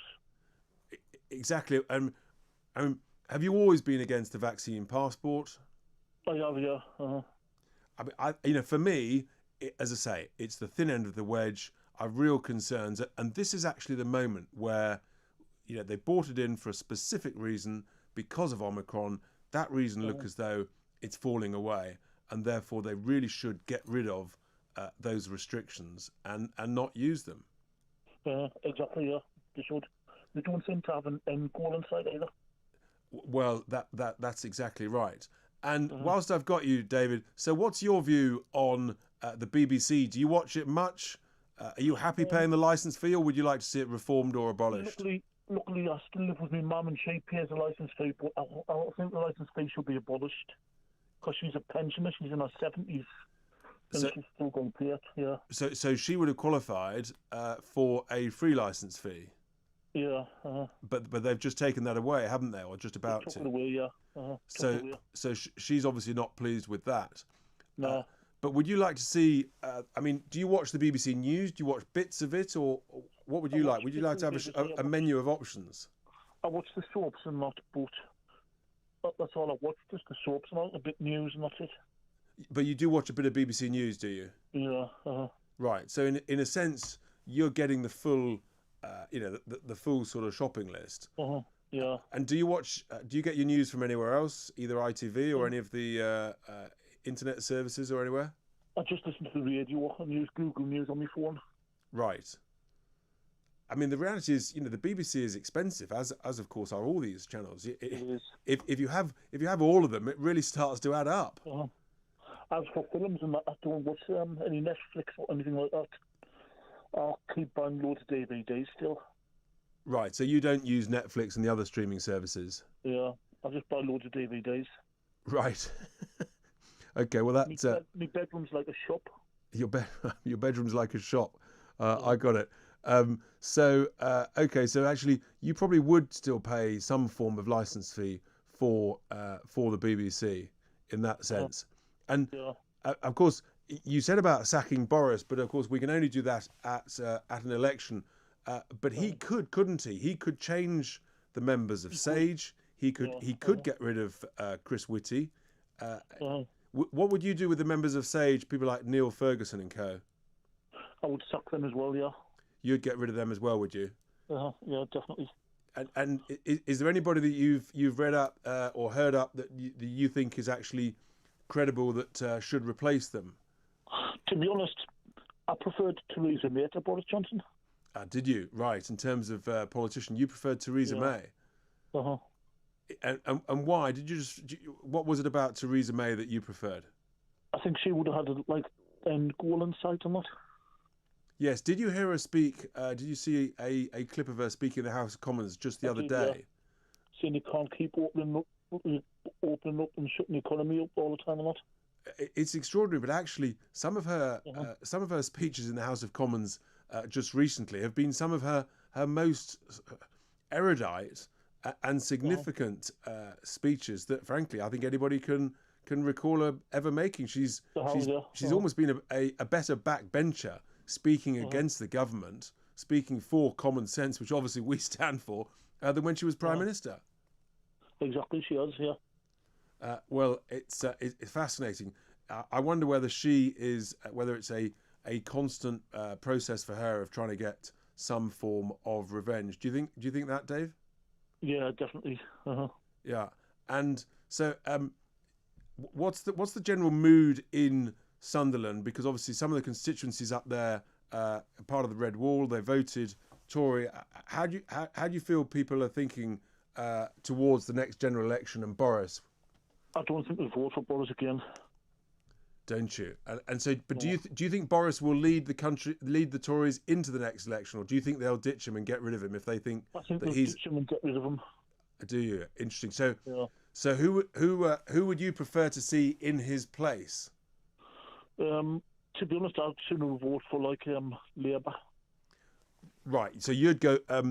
Did you vote for Boris last time? I wasn't sure who to vote for, so I didn't vote for anybody at the time. Interesting. Okay. So, but you would now go back to Labour. And what about your friends? What's their mood?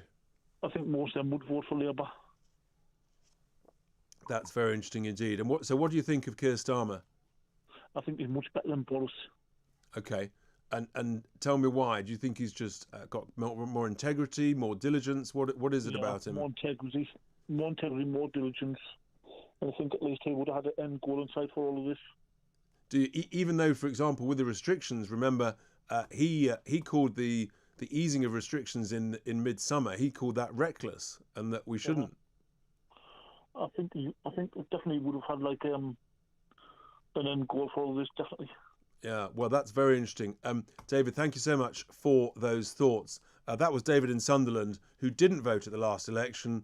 He doesn't like Boris. He thinks that actually Boris should get rid of the Sage advisors, and he would vote for Keir Starmer at the next election. Fascinating.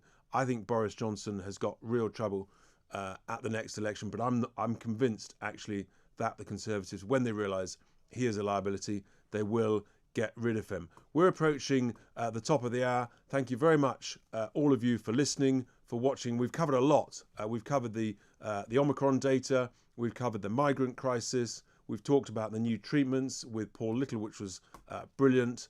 And we've looked at the TV entertainment over the Christmas period, the 55% of repeats. And of course, we've looked at the papers that people will see as they wake up, the pictures of the Queen and Meghan and Harry. My thanks to the production team for being absolutely brilliant through the evening. I hope you've enjoyed the show. Keep listening to Talk Radio, because it is literally the home of common sense. It's the one, the only. It is Talk Radio, and this has been Tice Talk. Talk Radio. A pig in a blanket of common sense. Listen on the app. And watch it live on your smart TV. It's a common sense Christmas on Talk Radio. Ah, my dear friends, thank you. Listen, this is a Christmas message in front of a Christmas tree they've asked me to do. What can I say about Talk Radio? To be honest, it saved me. No, I've loved the last 3 months. And in fact, to be somewhere where you can actually give your opinion, and the people that listen and phone in can also give their opinion without fear of recrimination, is brilliant, and I love being part of it. The people here have been tremendous. I want to wish you all a very happy Christmas and New Year. I know there's all sorts of stuff going on in the big wide world, but stay safe, look after your families, drink and be merry, and we'll see you on the other side, which is 2022, where frankly I expect more than 33 of you to tune into the Jeremy Kyle Drive Show. Happy Christmas.